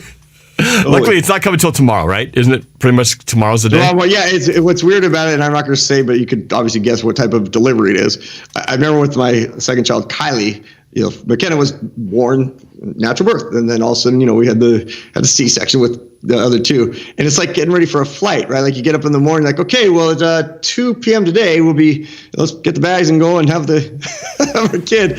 So it's just weird to think, like, okay, we all know we'll wake up tomorrow and 11 o'clock, I think it's 11 a.m. Here we go. Off we go. So it's just like going to a dentist appointment. But that was the same with us because our first one. Interesting analogy. Like it's like going to a dentist. Not exactly. It's like more like going to Wild Waves. Yeah, but in the sense of how you're scheduling it, like, hey, you're coming in for your 8 o'clock on this day, just confirming with you. It was like, wow, that's not how the first one went. Because with ours, we had to do C-section both times with my wife, but the first one was kind of I wouldn't say emergency, but it wasn't working out to go natural, and so it became a very complicated situation. You came in, I remember, you were at the hospital the day after she was born, or the day she was born, and but yeah, it was a long, laborious night of a lot of stress and uncertainty of how it was going to go. But then for our second one, because it was pretty much determined that she was going to go pre-planned C-section, the second one was like, okay, so what day you want to have her? Oh, well, let's check the calendar. How about this day? That works for us. It was so weird. Like I said, the first one was like waiting for the kid, waiting for it to go, and then the second time was like, oh yeah, pick a date. Let's just take your schedule right around between this week of May.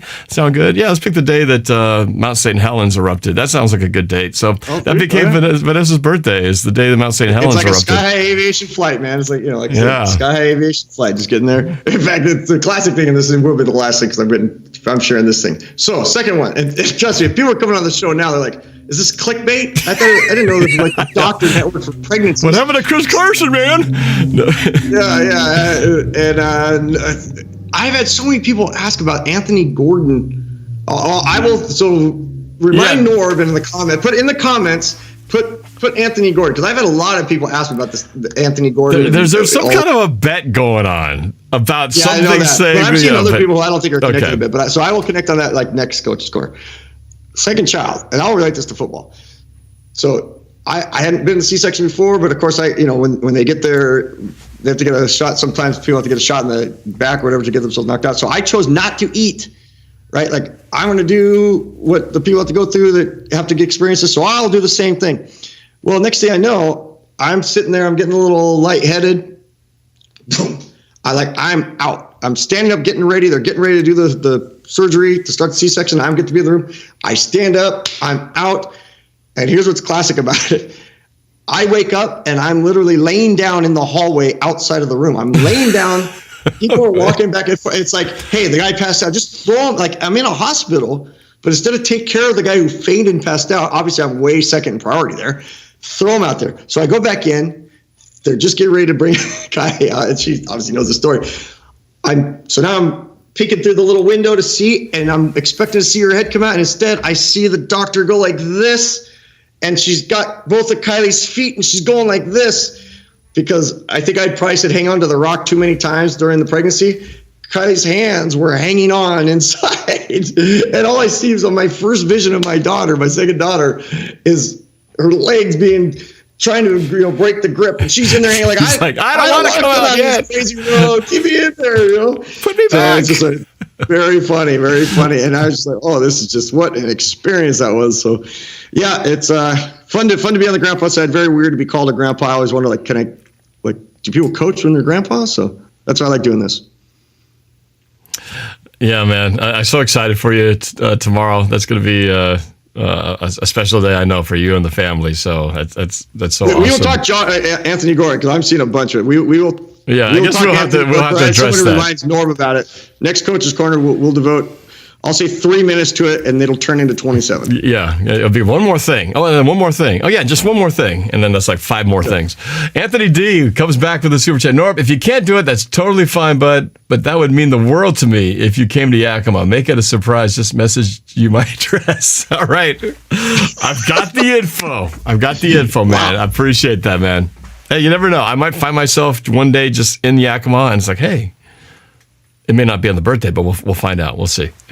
All right. Well, Coach, is there anything you wanted to? Yes, Jay Money. If you're just jumping on from wherever you are in the world, this is the hippest grandpa. I might just have to change Coach for Life to just hippest grandpa in America show. Yeah. And just start taking calls like they did in the old days. Like, I got somebody on line 4. Hey, Ted on line 4. What do you think? What do you think of Yoda? And then on line 5, what do you think of what's your favorite restaurant? I could go on all day doing that. It'd be a show where there's no topics, just any topic on the table. I talk Eminem. I can recite the rap, every word to Eminem song. I can go and talk about a restaurant, give you the movies. I can talk video games. And look, Jay Money says tomorrow's his birthday. So he's going to be forever synced with your grandchild. They have the same birthday here. March 11th? Keep yourself 12th, private. I don't want to ever see what you look like or how you act, because right now I'm like, that's awesome. If I know too much about it, I'd be like, Jay Money, don't ever show up again on the No, I'm kidding. All right. Any besides we've been talking about your grandchild tomorrow, is there anything that you want people to know about your show? Because you're going to have the link to the show to watch. I just want to say, like, the group that's been helping me, this group of young people, and I'm not going to say all their names because I'm so tired that I might miss them all, but most of them you see on this channel. On Saturday nights, we do this mini roundtable, and it started out as just hey, I'm just going to do it kind of one little token thing, because these young people wanted to try something.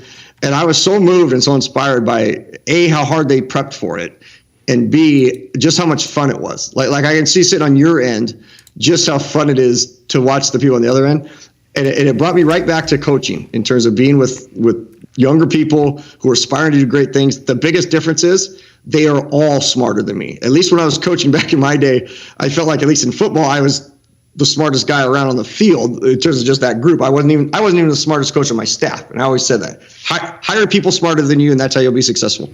But these young people have come on and they blow me away, and they've created a Discord for me.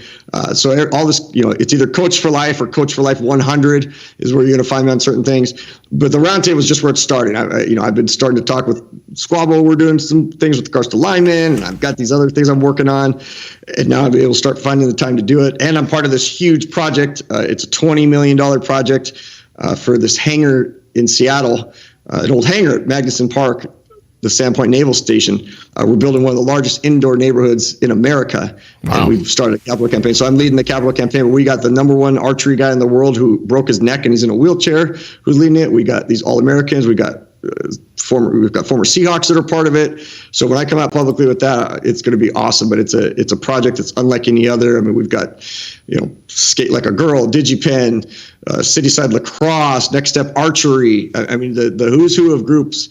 That's and awesome. I'm part of this group of leaders around this area for these young people to experience something. So yeah, it is neat to finally be able to start saying that that's what I've been a part of for a while. So to have that, and then to have this with you, and then to be connected with these 7 young people that are from all around the country that are all coming to me because of you. I mean, they're all with me because of you.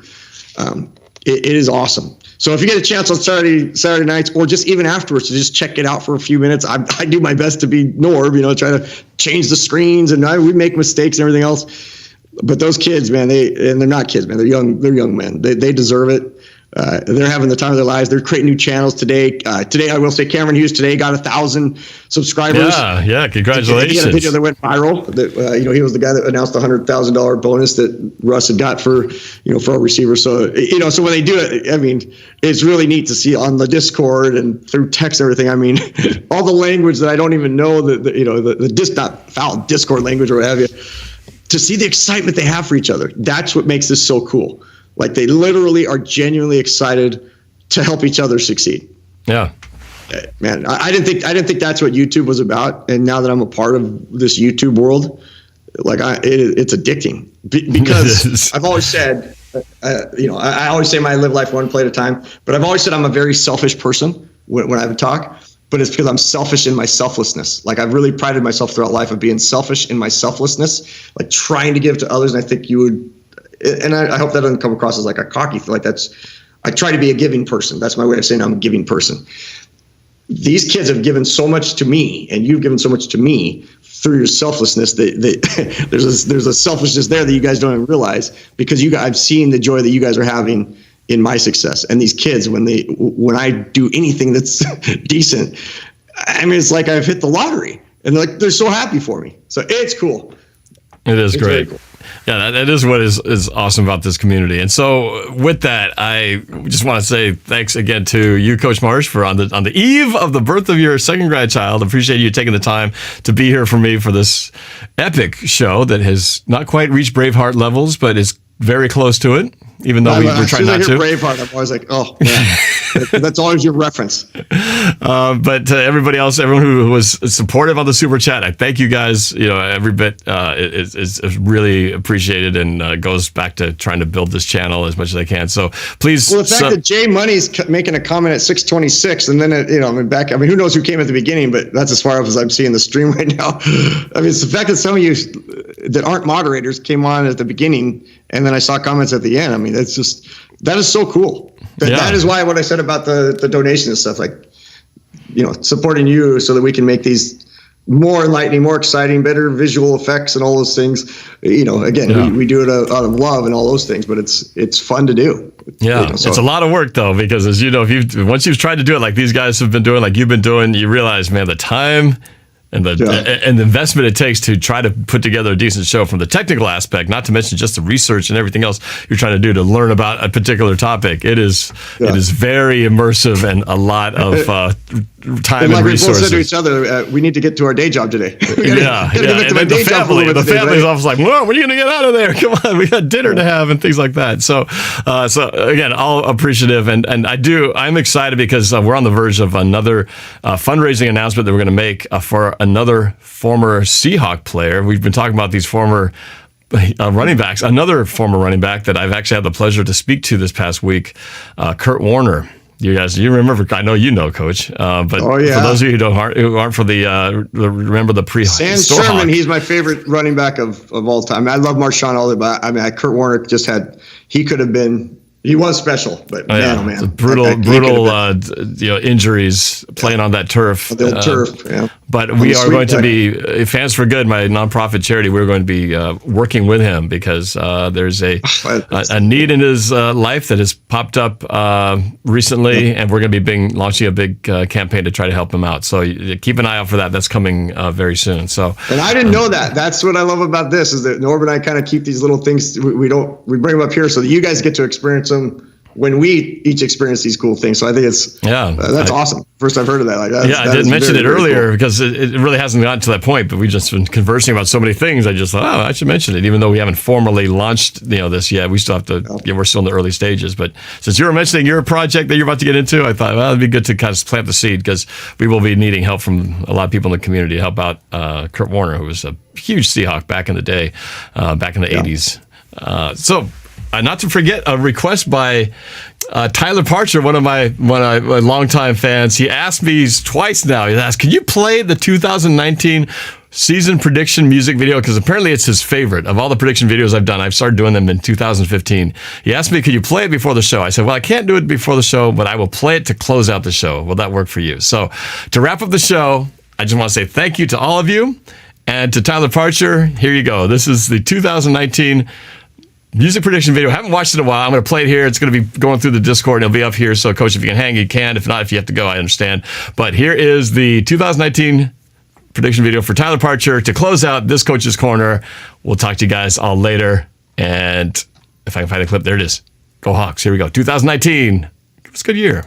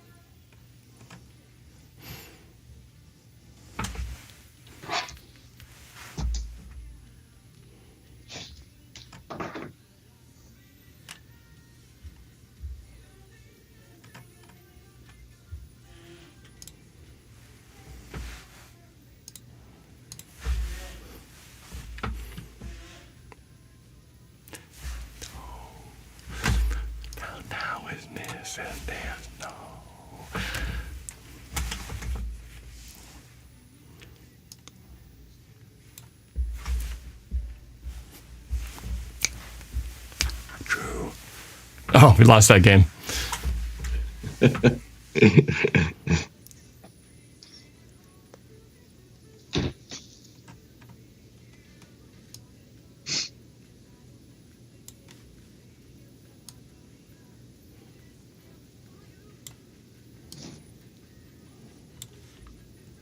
Oh, no sound.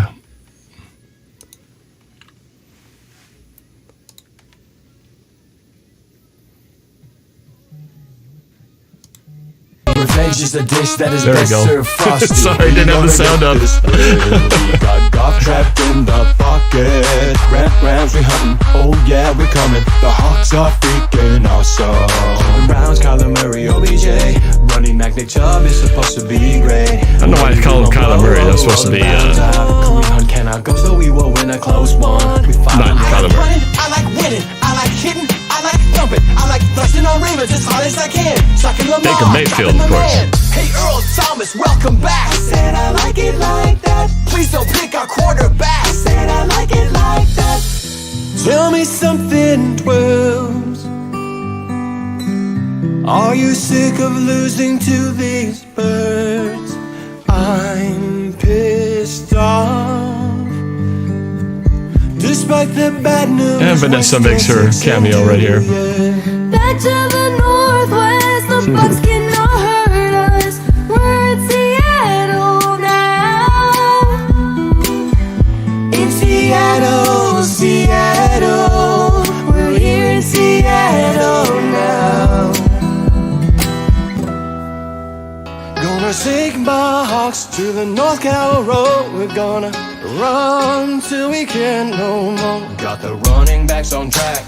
Jimmy G is back. Carson will attack. If Forrest Buckner gets the sack. You ain't bad, ain't nothing. Interception, Sherman. City Love this song. Carson went another double loss. Don't floss from my heart. Figure out why we're losing. Give it a vice. They got Adam Thielen and Dalvin Cook. Stephon Diggs got Rudolph and Xavier Rose. But they got Kirk Cousins, he ain't no good. Yeah, we'll take the win and take first places like you know we should. To LA to face the Rams, oh nah. Aaron Donald's man, cause last time they lost. We got Michael Dixon, we should punt 4th down. Deep throw, jump ball, DK touchdown, yeah. Russell Wilson's in the pocket, let's see. Beat the blitz, throw the screen to Penny. We will win it if we score a TD. Intercepted, are you kidding? Got me saying wow. It's like that. Old school. Bobby Brown. Not the makeup gal. New edition, Bobby Brown. Every play action fake. Touchdown Seahawks. Every little win we take. We'll beat Cam Newton. When I'm with the trails, yeah. All the bad things disappear. And we're making that noise, and yeah, we won that Lombardi. Come on, Russ. Don't go, Russ. Come on, man. Fine. All right, there you go. Sorry about the audio issue at the beginning, but we got it to work. So, all right, you guys, thank you so much. That was pretty good, man. That was good. That was seriously fun. good. That was fun, man. I'd give you a high five, but it'd be too close to right now. We're too far. Oh, look, we got infinite us's going on over there. Woo! All right. Well, that wraps up the show. We've almost into Braveheart time, but thank you for watching, guys. Watch one of these other videos here and check out Coach's Corner, Coach for Life, Coach Marsh's Coach for Life channel, and we'll talk to y'all later. Go Hawks.